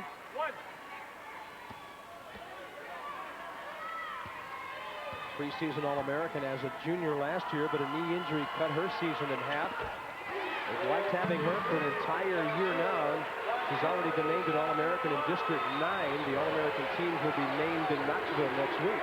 But she shoots her team back to within a point, 8:45. It looks like we're headed for an exciting finish here in Norfolk. Well, with just over 8.5 minutes to go, we're sort of at that time of the game that the great team needs to take charge. We've got a one-point game. We'll see if Tennessee is mature enough, if they're disciplined enough to take control of this, because Pat Summitt is not a particularly happy coach on the sideline with the way her team has played today.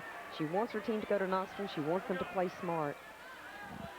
They need to step forward and really take charge, but Virginia is just so spunky. They're not letting Tennessee have an inch. And this is the gal that's done it mainly for them on the outside. That's Dawn Staley. You know, Dawn Staley was considered by many people the #1 recruit in the country when she was a freshman. She came from Dobbins Tech in Philadelphia, a school that certainly people know because of the Gathers situation. She is a money player. Dawn Staley also has a little more at stake this weekend. She's playing with the memory of a lost friend.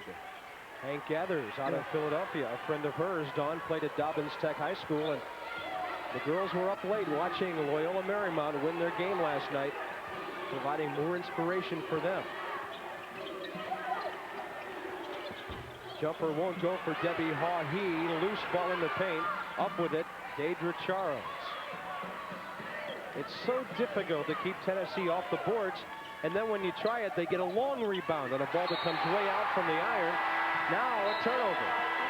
The Tennessee offense is a little out of sync. Credit some of that to the Virginia defense, particularly Dawn Staley. She went for the steal that time. She really got in the visual field of Lisa Harrison seeing the pass, and the pass got there. It went off her hands out of bounds. Credit the Virginia defense. It's been deceptively quick and pressured today. Evans looking down deep, way short with the pass, but Staley hustling somehow gets it back. On the floor, Tanya Edwards gets a foul. Pat is looking on as if she's finding it hard to believe that her team is just not playing with more control or discipline, and it's everything going Virginia's way. Yeah, every 50-50 situation has seemed to have gone the way of the team in blue here today. Yep.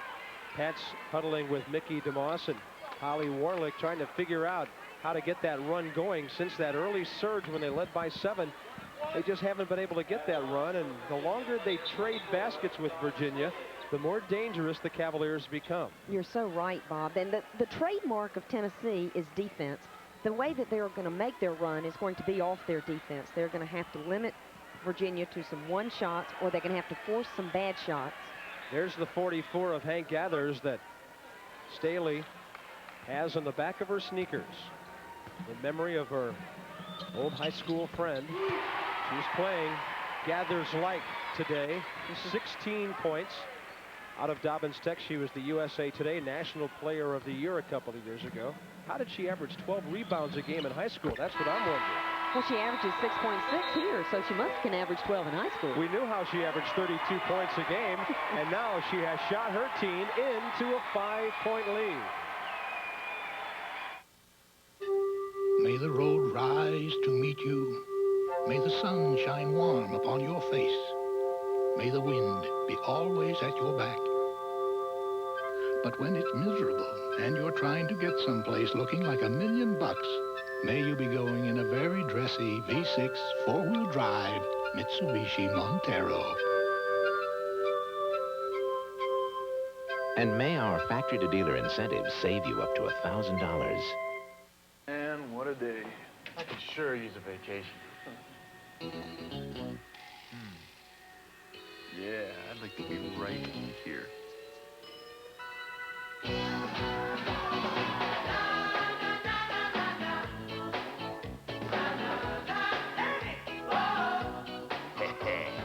old bud.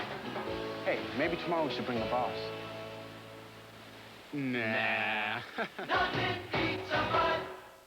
Yo, Mars Blackman here with my main man, Michael Jordan. Yo, Mike, what makes you the best player in the universe? Is it the vicious stumps? No, Mars. Is it the haircut? No, Mars. Is it the shoes? No, Mars. Is it the extra long shorts? No, Mars. It's the shoes then, right? Nah. Is it the short socks? No, Mars. Money's gotta be the shoes. Shoes. You sure it's not the shoes? I'm sure, Mars. What about the shoes? No, Mars. Money's gotta be the shoes. Welcome back to the Old Dominion Fieldhouse in Norfolk, Virginia. Bob Carpenter along with Nora Lynn Finch. And the story here, Virginia surviving despite turnovers. Staley hot out of the locker room. She only had 4 against Tennessee last year, her career low. Tennessee with Deidre Charles off to a slow start. But their story has been Dina Head, 7 of 11 from the field. And Staley getting her calf massage during the timeout. Maybe a cramp. Getting a breather here. Another breather. Yes. Her head forced that shot. She forced it over Carmela Franklin. There was Ward again on the board. So Dawn Staley, despite being out of the game right now, at least from a personal standpoint, erasing the nightmare of that game against Tennessee a year ago. Well, there's Reese driving. You have to credit Virginia that they said that has motivated them through this year. They believe that they can play with Tennessee, and they're playing today with confidence. Down deep, attempted at Takesha Ward, nothing there. And Takesha Ward is a story in this game. 16 points in the first half, 0 since halftime. And that was turnover number 18 by Virginia. Well, Takesha's third foul took her out of the game a lot. And there goes Charles driving on her. Ward gave up the baseline for fear of throwing her 4th foul. She's really cooled off since she picked up that 3rd foul. She's not nearly as aggressive. And even though Virginia leads by 3, that field goal is bad news for them because it may wake up the offense of Deidre Charles. And there's turnover number 19. Tennessee has not scored off many of Virginia's turnovers. Many of the turnovers have gone out of bounds. There haven't been that many off steals that have resulted in transition. We see that Dawn Staley's coming back in for Dina Evans, and I don't think that Virginia can play these last 6 minutes, 47 seconds without Staley in the game and be able to pull it out. Audra Smith is back in as well. Well, that's because Debbie Ryan was not pleased with the passive defense of Takesha Ward, so she's putting Smith in for aggression, but she got a little over-aggressive that time. Line drive off the glass by Tanya Edwards. Tanya Edwards made another strong move to the basket. She has penetrated in this game as much as any game I've ever seen her. And Staley comes over to pick her up, but Smith came across to give help and just smashed Edwards to the floor. And it results, though, in a 3-point possibility. Look at the strength that Edwards has as she was able to double pump in the air and put it off the glass. Tennessee 11 of 19 from the line. This one to tie. When Tennessee played Clemson in the semifinals, 4 Tennessee players were in double figures. Burge with a block that kept the Lady Volunteers from taking the lead. It's that balanced offense that Tennessee is best known for, and that's now Tennessee is in its offense. They were out of their offense for about a 6-minute spurt in the second half. They've now taken the ball on penetration. They passed into Charles. Charles is playing with some aggression, took the ball to the hole with some real drive here. It's what Pat Summitt wants her post to do. Not just take the shot, but take the ball to the hole. She's playing with confidence there. Look like number 4 on Heather Burge. And at the line, Deidre Charles looking for her 16th point. Well, we were just talking 2 minutes ago about will Tennessee play as a great team during these last 8 minutes. Deidre Charles and Tanya Edwards have come forward in the last 3 possessions to show that they want to go home to the Final Four. Well, they've turned a 5-point deficit into a 2-point lead in a hurry. With 6:15 to go, Dawn Staley, as Nora Lynn mentioned a few moments ago, back in. We'll see how she leads the offense. And remember, it's a 30-second clock, so you don't have all day as they've spread the offense in basically a 1-4 here and let Dawn do her thing. The left-hander won't go. Rebound, Charles, and she is fouled. The Virginia guards battled for the rebound, but Charles is so strong when she got the ball, even though Franklin held her arm and pushed her, she couldn't take the ball away from Charles. This is a physical game inside the paint. Whoever thinks women's basketball is not a physical game is not watching this one. Excellent rebound by Charles. She's fouled by Staley, but there's no call. But there's Franklin, who came across and held her across the arm. She is called for the foul. Actually, Charles was hammered 3 times before she got to go to the free throw line. Well, Deidre may not like the free throw line a whole lot, but she's going to have to live there down the stretch here. Well, the tough get going when the going gets tough, and she's awfully tough right now in the paint. Heather Burge with the rebound off the miss. Still a 2-point game. A lot of time remaining. Debbie Ryan is calling her play from the sideline, and the key here is whether or not the Virginia team can stay in its offense against this pressure. And that's number 4 on Deidre Charles.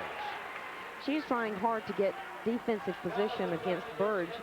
Burge was working hard to post, and one of the things that the Burge twins do particularly well is post. Heather is very strong, uses her body well. They don't move necessarily to loose balls particularly well, but they surely do post strong.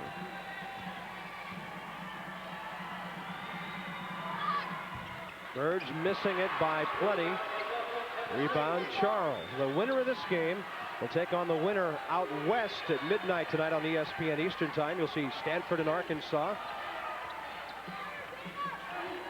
Washington and Auburn and Iowa City, Louisiana Tech and Texas and Austin. Those winners will play each other at the home of the Lady Volunteers next week.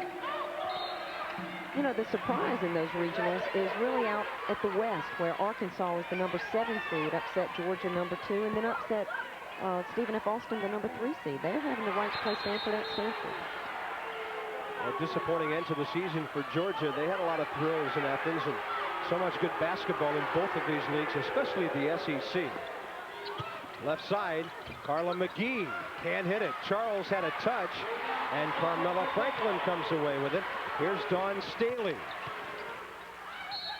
She was just losing control of the dribble when, luckily for her, Tanya Edwards reached in and took it away. I thought Dawn might dribble it out of bounds herself. The ball came up off the floor on her. She would have had Tanya Edwards not stuck her hand in when she saw the ball come up. She almost took it away, but it deflected off her hands out of bounds. Staley for Reese. Tough pass down around her feet. Especially in there with the tree. She was going to be sandwiched by 2 6-foot and 1 6'2" players. 20 turnovers, but Virginia still within 2 points. You don't figure that to happen against a team the stature of Tennessee. No, you really don't. It says something for the Virginia defense that they've been able to hold Tennessee from scoring off those turnovers. Staley takes it away from Charles. Staley is just a thief. She's not only going to steal your passes, but she will take the ball away from your dribble and out of your hands. I'm surprised that Tennessee's staying in the man and not back into that 1-3-1 zone. That 1-3-1 zone was causing Virginia some trouble. Burge off to Franklin. Great feed down deep. And Audra Smith ties the game. There was so much help given by the penetration that Smith was left all alone. I think she found it hard to believe she was so wide open. Great feed by the veteran Franklin to set it up. It's 62 all as the clock goes under 4 minutes. Crashing across, play on. It was a Charles Burge pileup. Virginia gets it back. 3:50 to go. This one is tied in Norfolk with the defending national champions scrambling. If you're considering an Accord or Camry, consider Car and Driver magazine's report on the Mitsubishi Galant after a special 30,000-mile test. They called it an ideal car for a deep and meaningful long-term relationship, adding that over 30,000 miles, not a single thing went wrong with the Galant. That's right, nothing. Nothing went wrong. How many long-term relationships can you say that about? Now you could save up to $1,000 with factory-to-dealer incentives. Teach your team to play the right way with Major League Baseball's A Coaching Clinic. It's a great training video for coaches, dads, and moms, and a great learning video for individual players. To order your VHS copy, send check or money order for $19.95 to Major League Baseball, Box 88, Trenton, New Jersey, 08561. or call 1-800-543-7800. New York and New Jersey residents add sales tax. The proceeding was furnished by Major League Baseball.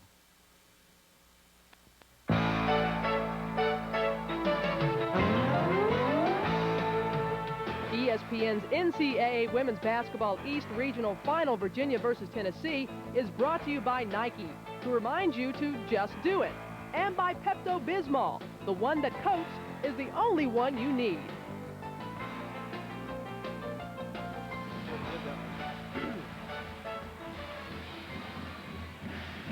Welcome back to the Old Dominion University Gymnasium here in Norfolk, Virginia. Bob Carpenter with Nora Lynn Finch, and this one down to the final 350 and tied with a trip to Knoxville at stake for the Cavaliers of Virginia, the Lady Volunteers of Tennessee. They each have 4 timeouts remaining. Virginia with that possession arrow. Both teams will shoot free throws when fouled, and Virginia still hot from the field in the second half of play. Tennessee, conversely, only 38% from the floor. Virginia has been to the Sweet 16 4 consecutive years now. They've never been to the Final Four, however. Tennessee, on the other hand, has been to the Final Four 6 of the last 8 years. When Dawn Staley went down that time, she held her leg or pointed to her leg as if it had cramped again. She just lost her balance. Turnover number 21 by Virginia.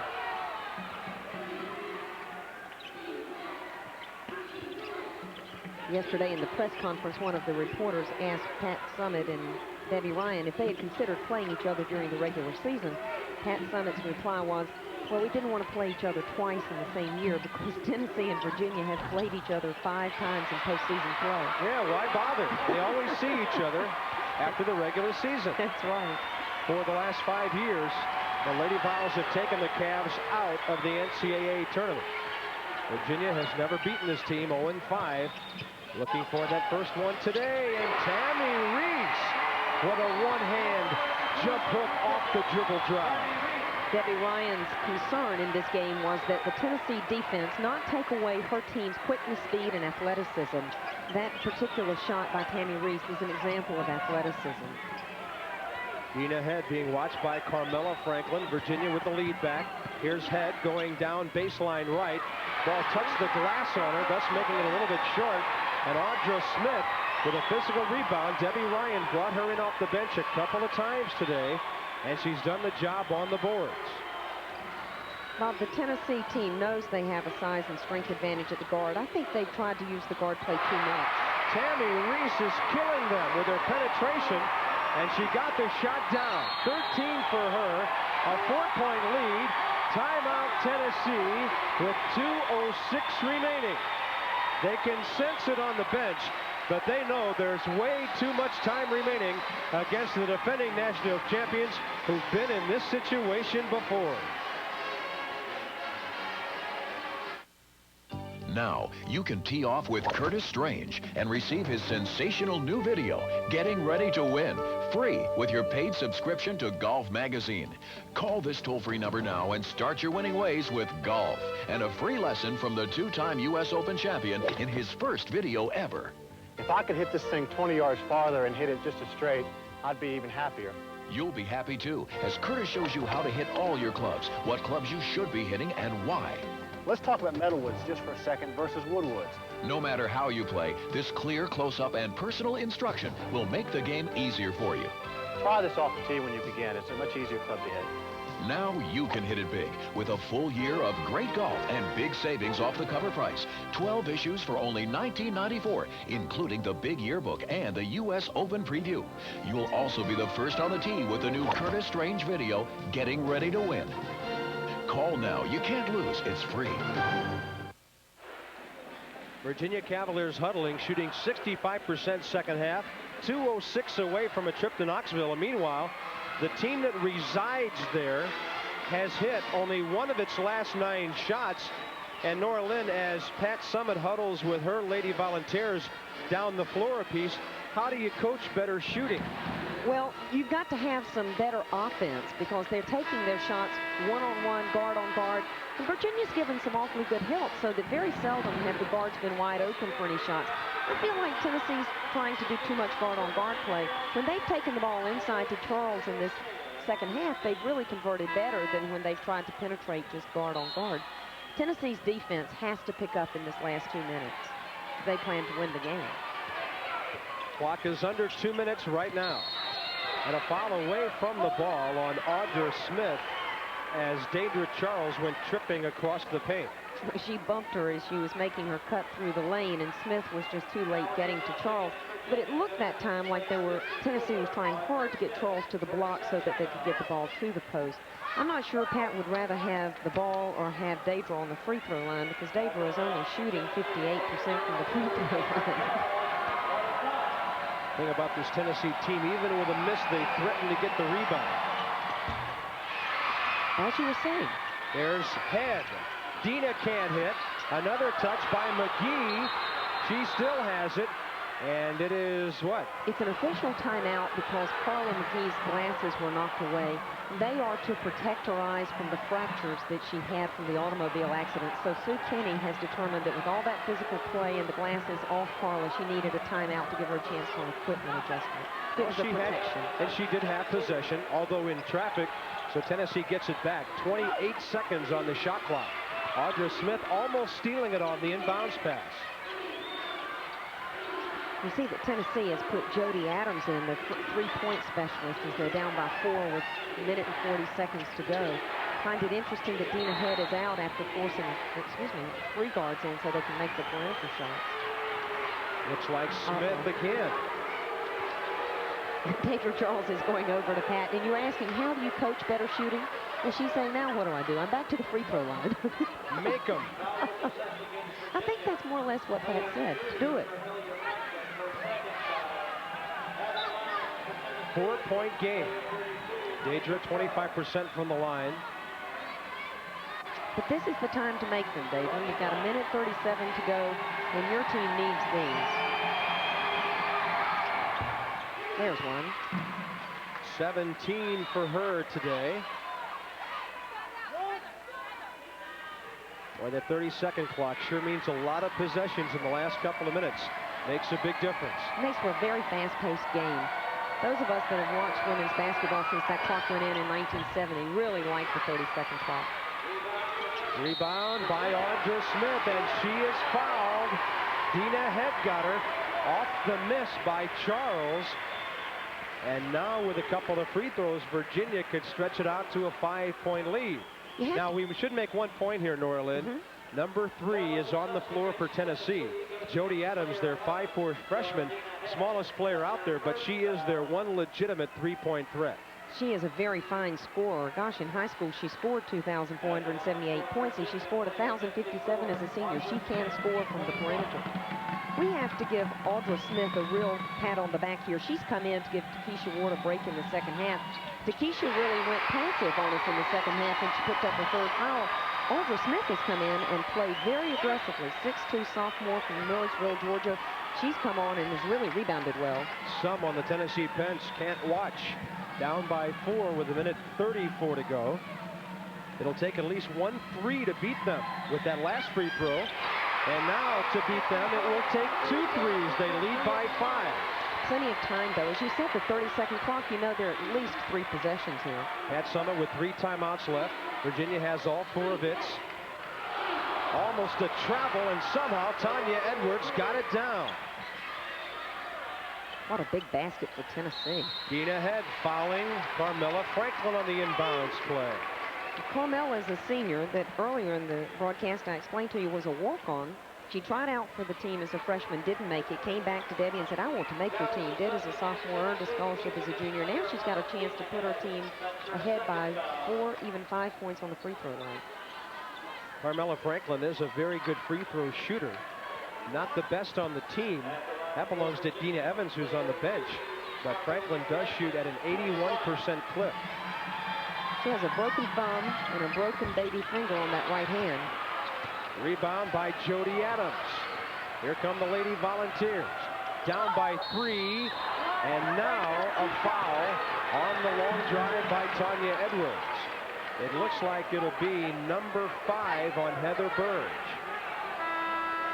Edwards did an excellent job of taking the ball aggressively down the court. Nice reverse dribble as she's overplayed by Reese, and as she takes the ball up for the shot, you can see that Heather Burge used her body to undercut Edwards. That is Heather's 5th foul, and so Takesha Ward's going to come in to give her a replacement. Heather Burge fouls out with 8 points, 5 rebounds, with 1:09 remaining. Minute and 9 seconds with a 30-second clock is an awful lot of time. With a 3-point lead, it's eternity. And Tennessee has fouled quickly on both of the last 2 Virginia possessions to take them to the free throw line. They converted one time at the free throw line, but they missed the next one. This to make it a 1-point game.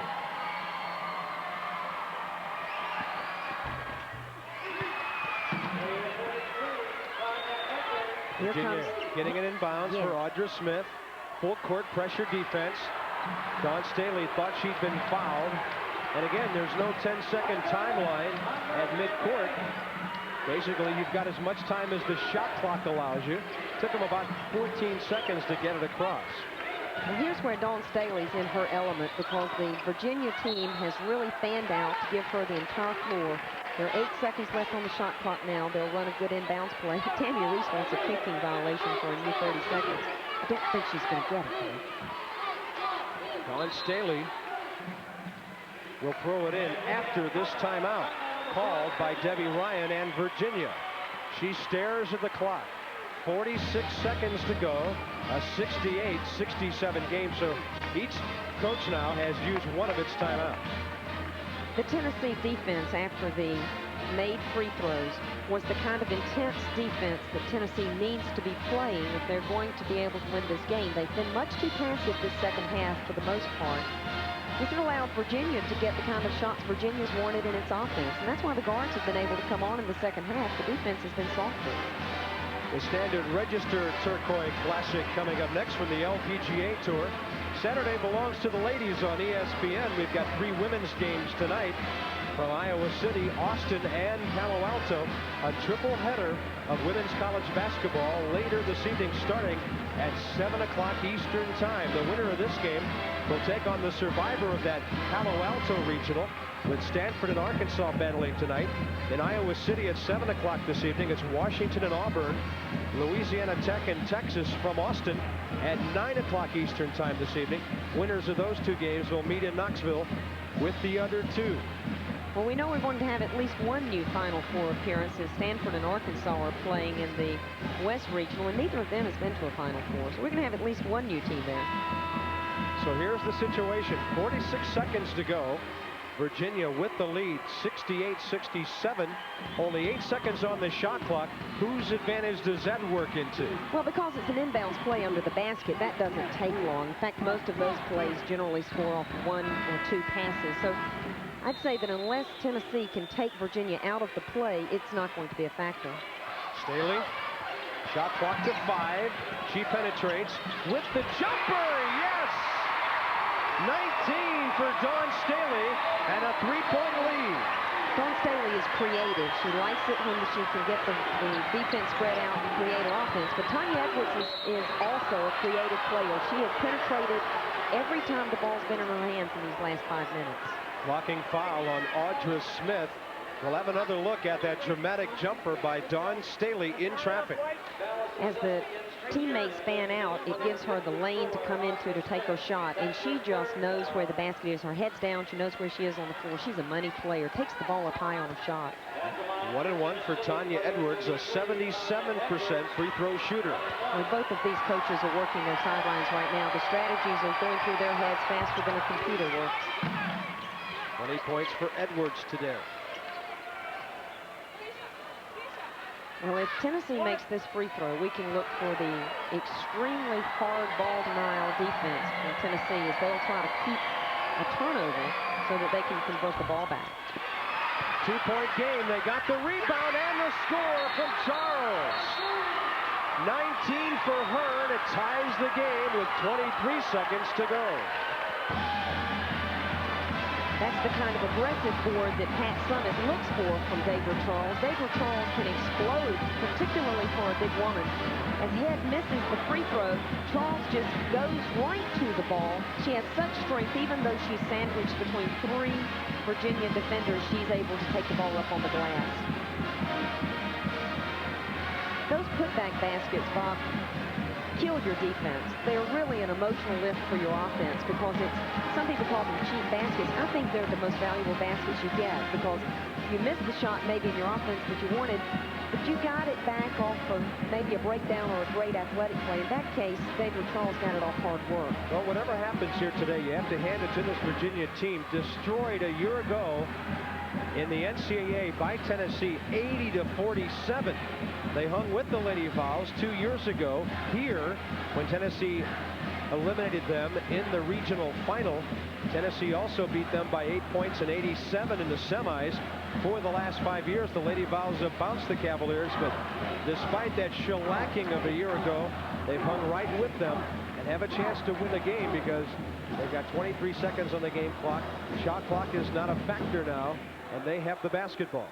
Although it'll be tough getting it up the floor against Pat Summitt's system that we talked about 2 hours ago. You're exactly right. It's going to be a hard-nosed defense from Tennessee to deny the inbounds pass. But once it's inbounded, it'll probably be in the hands of either Staley or Reese. They're able to take the ball up, but they have all day against the Tennessee defense once they get it inbounds. Tennessee using its second timeout a moment ago after the make. Here's the ball denial. Staley has it. Now she's trapped. She gets away, and now Virginia on offense has a chance to win it with 15 seconds to go. And we know what this offensive play is going to be as Virginia fans its wings out wide and puts his post on the block. It's going to be up to Dawn Staley to create whatever Dawn Staley wants. She double pumped, and it's fumbled out of bounds by Tennessee. As she took her dribble up, the ball was sort of on the heel of her hand, and she didn't have good control of it. But another one of those funny turnovers by the Lady Volunteers today when they had control of the ball. About a half dozen times today, they've taken plays like that and just dropped it or kicked it out of bounds. Do you think it's the pressure of wanting to get back to Knoxville to the Final Four? I think that may have something to do with it, but I think Lady Luck comes into play in the tournament, and she has been a frequent visitor to Virginia's bench today. Now I see why the ball was on the heel of her hand, because Jody Adams came over, deflected a piece of the ball, and really kept Staley from being able to shoot it in her normal motion. Good defense and help by Jody Adams. Ball going out of bounds. That is in part sort of Lady Luck, but it's also this heart that the Virginia team plays with. Debbie Ryan talked yesterday that this team has 2 intangibles. You can't coach it, but she thinks that the difference between the 33-point loss last year and the ability to win here, one is heart. They play with heart. The second is that they love to play. So she doesn't care if they're down or up. They love to play. I have to think, though, that they will not love it very much if they have to play overtime against Tennessee. They would like to end it right here because the Lady Vols in the extra session, given that second chance, could be terribly dangerous. They're the kind of team that can beat you by 10 in overtime. Well, the last 5 minutes, the momentum has gone over to Tennessee, mainly because Tennessee has gone to the board better. Rebounding is the thing that Debbie Ryan thought was the real key to this game. And certainly the offensive rebound on the missed free throw by Edwards is an example of the rebounding that frightens Virginia. I agree with you. If they go in overtime, momentum almost seems to be with the Tennessee bench.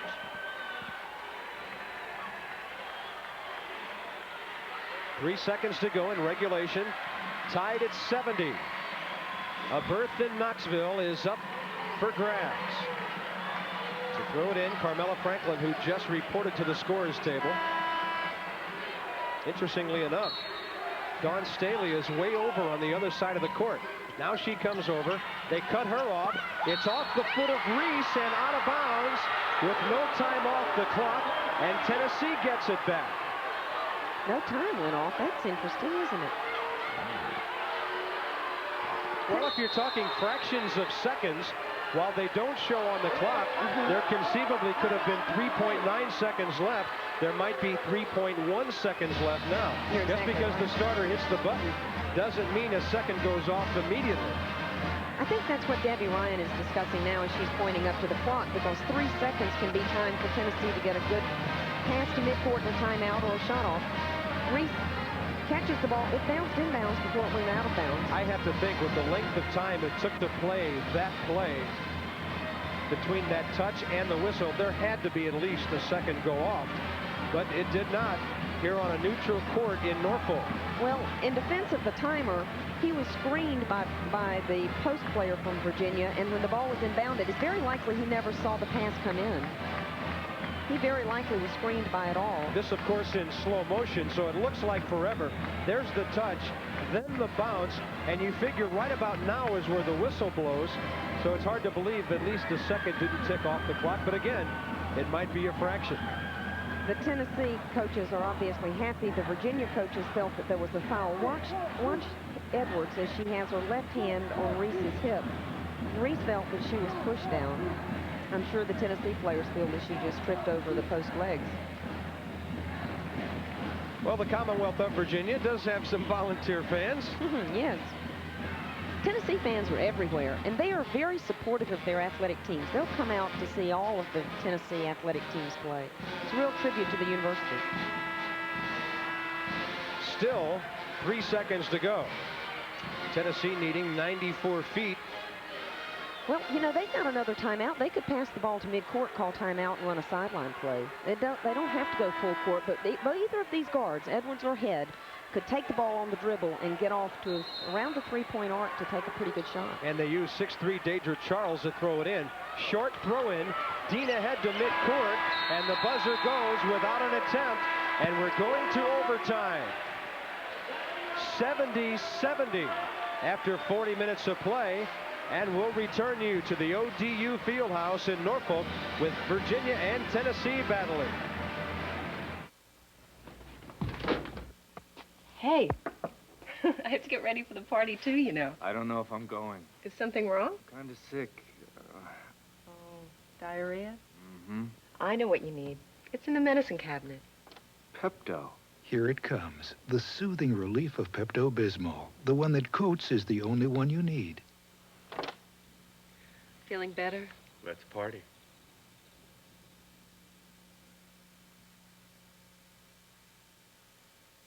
Garage Builders of Tennessee want to build a garage for you. Custom built on your lot by local people who care about quality. We build it your way. Any size, any style, not a prefab. No money down, 100% financing. 20 by 20 garages start at $49.99. Visit our model on Alcoa Highway at Lakemont. 690-4840. The U.S. Census isn't just a population count. It helps allocate money to your community for things like hospitals, schools, and daycare centers. So answer the census. It counts for more than you think. You know, Thrifty Car Rental has variety for everyone. I can rent a new car from Thrifty and save money, money, money. Oh, yeah. I'm Bob Howard with Thrifty in Knoxville. For the best deals on Chrysler cars and vans, call 970-CARS and ask about our convenient airport valet parking. Thrifty, Atlanta Car Rental Company. For incredibly little. Call Thrifty today and away you go! For you golf fans, yes, we have the golf coming up, the third round action of the turquoise action, but a little overtime action before we get to that. Also update you on the men's NCAA tournament East Region Championship game at the Meadowlands. It is Duke ahead of Connecticut, 30-23 with about 3.5 minutes to go in the first half. Now let's go back for the overtime action between Virginia and Tennessee. Bob and Norland. All right, Robin, thank you very much. Welcome back to Norfolk. On the campus of ODU, the home of the Monarchs. You know, Tennessee is 9-3 here over the years. They've seen this floor a lot of times. Virginia this season 2-0 in overtime games. A 5-minute session on the floor is Heidi Burge. Virginia's hot shooting in the second half, highlighted by Dawn Staley, got them back in it. It was Tanya Edwards, the go-to person for Tennessee. Off the tap, and it will belong to the Lady Volunteers. We were talking with about 2 minutes to go that if this game went into overtime, we thought that the advantage might be to Tennessee. This first minute will tell us where the momentum is, if Virginia is able to keep its cool or if Tennessee really does have the emotion. Tanya Edwards trying to blow by everybody. She went up to shoot, but there were Dawn Staley's hands. She is so quick, she just knocked the ball right out of bounds. Jody Adams to throw it in. McGee ahead. 16 points on the day. Around the perimeter they go to Adams. Well, Takesha Ward is back in the game for Virginia. She's defending Deidre Charles, and she was asleep there in the second half. She wasn't quite back in the game there on that defensive play either. Hard drive and a foul. That'll be number 4 on Heidi Burge. Her twin sister Heather fouled out with 1:09 remaining in regulation. Tanya Edwards has really taken the game into her own hands in the last 5 minutes, and in that penetration, it was just about the 8th consecutive possession by Tennessee that she was taking the ball to the basket to look to penetrate. Out of there momentarily. I would think that they may run a little offense-defense shuttle down the stretch here. Heidi might be in there for some D. And there's her twin Heather, who fouled out, had some good offense early. At the line, Tanya Edwards, 77% shooter. When Heidi was late rotating over on defense, it was an indication that she was not alert. Coaches don't like players not to be alert this time of the game. I really think that's why Debbie took her out. Tanya Edwards now 9 out of 14 from the line today.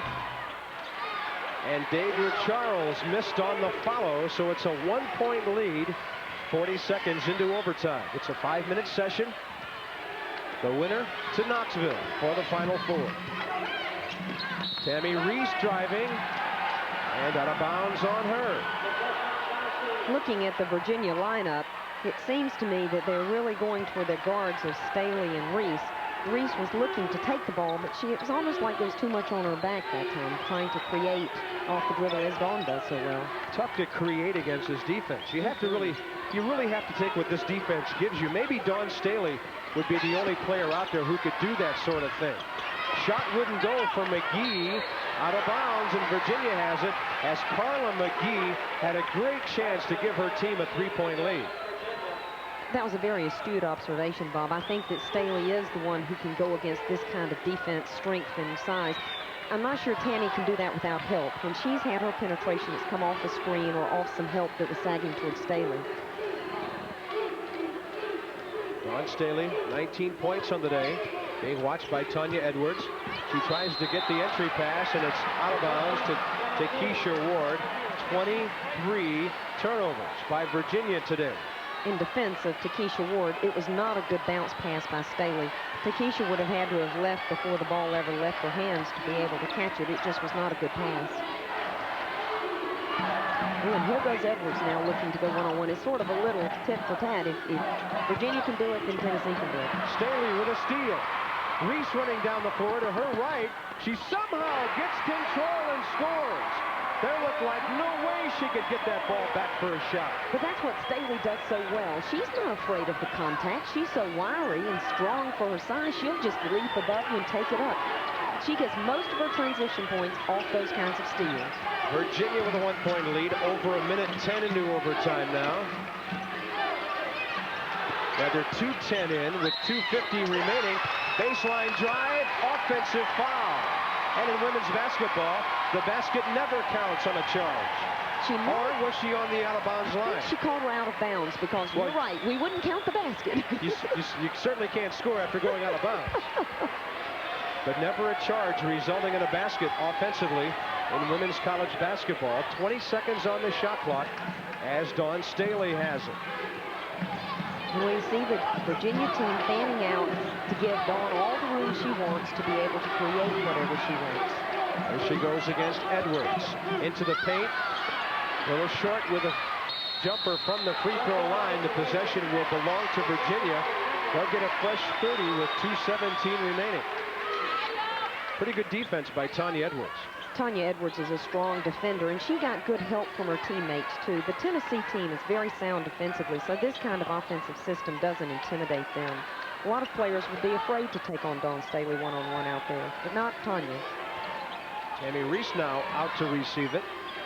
Shot clock under 20. High post is where Dawn Staley is set up. Looking rather disinterested until now. And she was tied up on a reach-in foul by Jody Adams. Dawn Staley's going to go to the free throw line, and she's a pretty fair free throw shooter herself. She's shooting almost 77% from the free throw line for the year.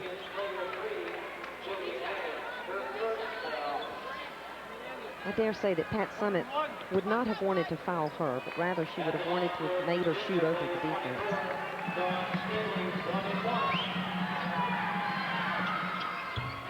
Staley with her 22nd point of the day. Debbie Ryan's Cavaliers now with a 2-point lead. 1:59 to go.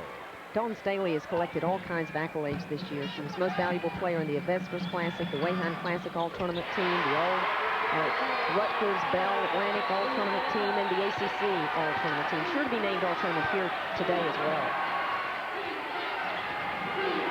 Lady Volunteers down by 3. Trying to work off that pick is Edwards, and she was fouled.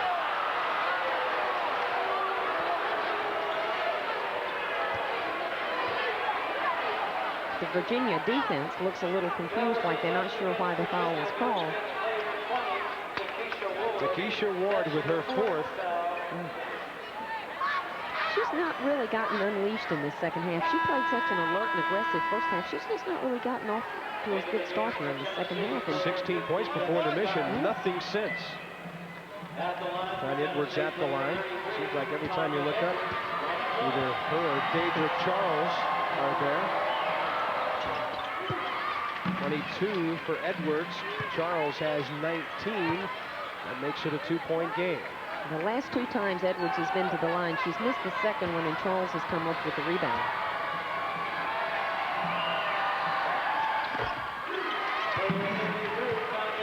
Now it's 74-73. With a minute 41 to go on a new career high. At least tied at the moment by Tanya Edwards. Tennessee has changed its defense. They're not going to let Dawn Staley go into that spread and create whatever she wants. They've gone to the 1-3-1 half-court zone. It's not a real trapping zone, but it plays very different passing lanes than the man-to-man would play. Shot clock down to 5. Tammy Reese penetrating. It will go for her. And Takesha Ward with the rebound, follow, and a foul. She just woke up. What a great time to wake up for an offensive board and go to the free throw line for a chance to make a 3-point play.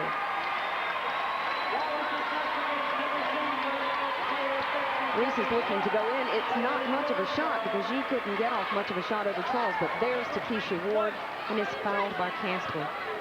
It has an unfortunate place for Debbie Scott to be because she needed to have gotten rebound position. She's the wing and needs to box out on that weak side, but Ward slipped in under her. Ward, a 48% free throw shooter, buries it. Her team now up by 4 with a minute 12 to go. Now, Virginia has played this man-to-man defense nearly the entire game, and they've been very good at it. Gina Head on a 13-footer. Offensive rebound, and it was stripped away. Possession belongs to Tennessee. 5 white jerseys in the paint. All 5 Tennessee players going to the offensive rebound. They surely don't need to worry about defensive balance now. They need the ball.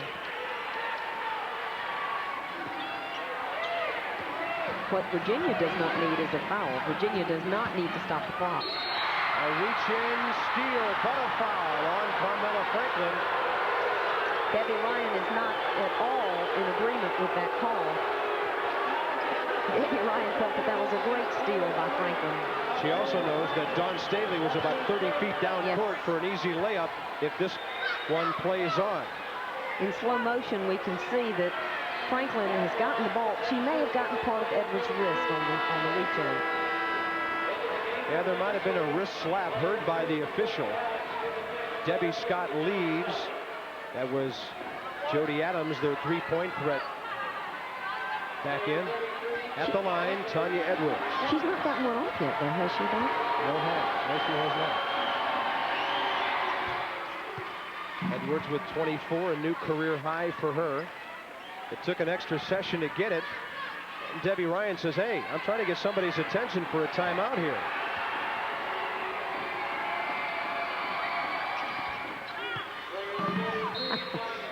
No team can keep a lead at 4 points very long. Back to 2. Now we do have that Virginia timeout with 46 seconds left in overtime. Cavaliers on top of the Lady Vols by 2.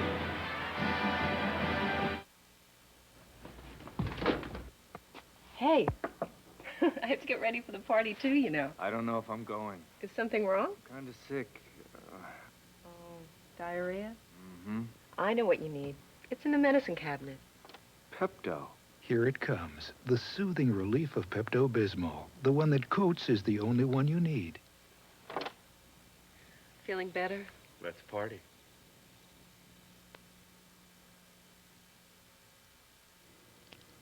Seconds ago at the third round of the Standard Register Turquoise Classic, Pat Bradley's second shot at the par 4 14th. Bradley, who started out the day at 5 under par, 2 off the lead, has had to this point 5 birdies and 1 bogey.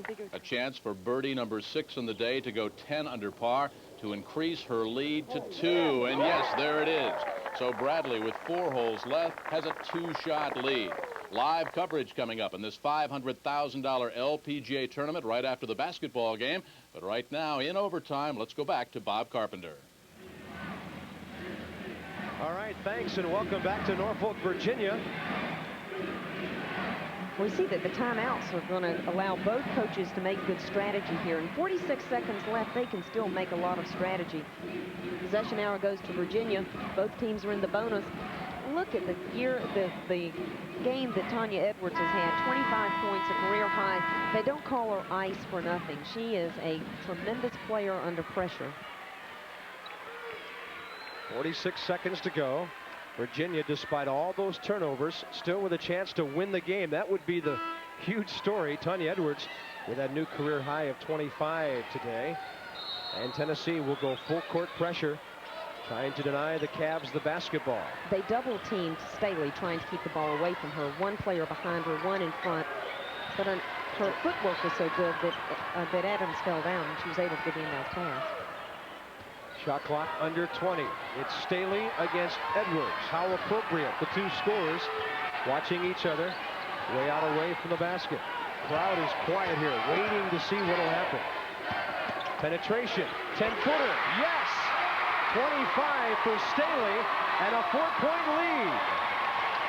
But plenty of time at 15 seconds. Tennessee has time. The 3 is missed. It's rebounded by McGee, taken away by the Cavs, and Virginia is 7 seconds away from Knoxville. We were wondering why Heidi Bird wasn't in, but as Audrey Smith has come in the second half to give to Keisha Ward and then later Heidi Bird a rest, she has played very smart defense. The deflected pass from Carla McGee out to Tanya Edwards could be saving this win for Virginia as she now goes to the free throw line.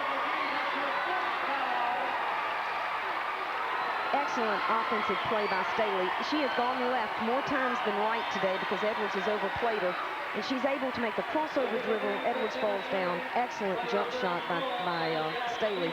Look at her balance as she goes up to shoot. Excellent rotation on the ball, elbows in line with the basket. What a strong athletic move. Roger Smith at the line with a team up by 4.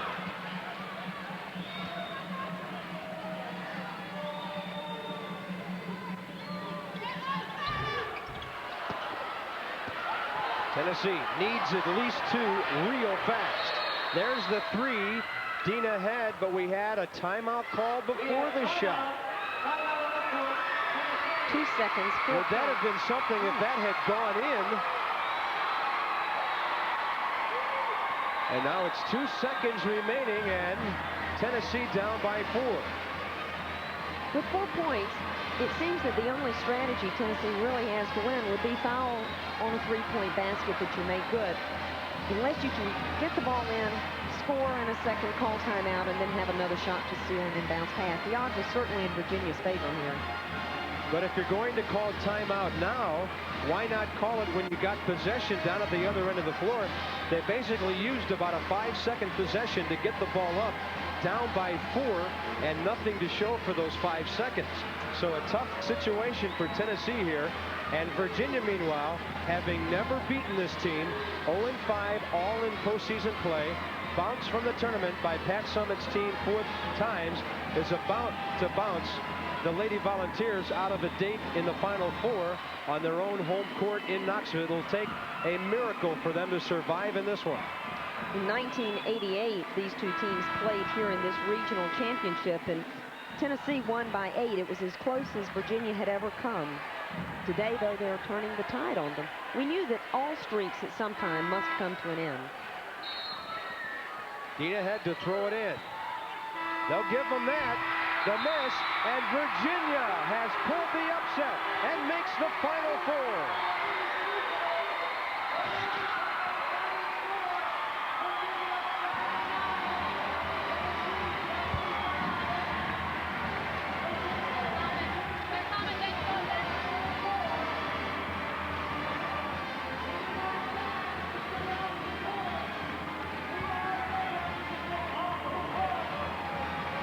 Well, the story of this one today, Nora Lynn Finch, 24 turnovers by Debbie Ryan's team, and they still beat the defending national champion Tennessee club. A stunning upset here in Norfolk today. Well, they did it playing Tennessee style. Very, very sound defense, and because of that, Tennessee never got the consistent shots in their offense that they wanted. Virginia rebounded well, and they were able to convert on their offensive end, and their offense better than Tennessee. So a Final Four berth for Virginia. They'll play the winner of the Stanford-Arkansas game tonight.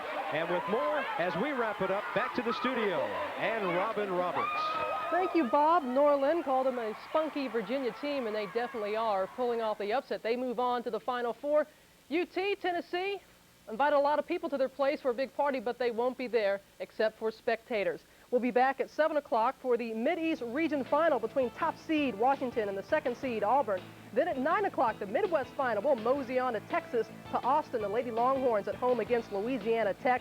Then at midnight after Sports Center, the West Final, Stanford at home as well against Arkansas. And coming up, live action from the LPGA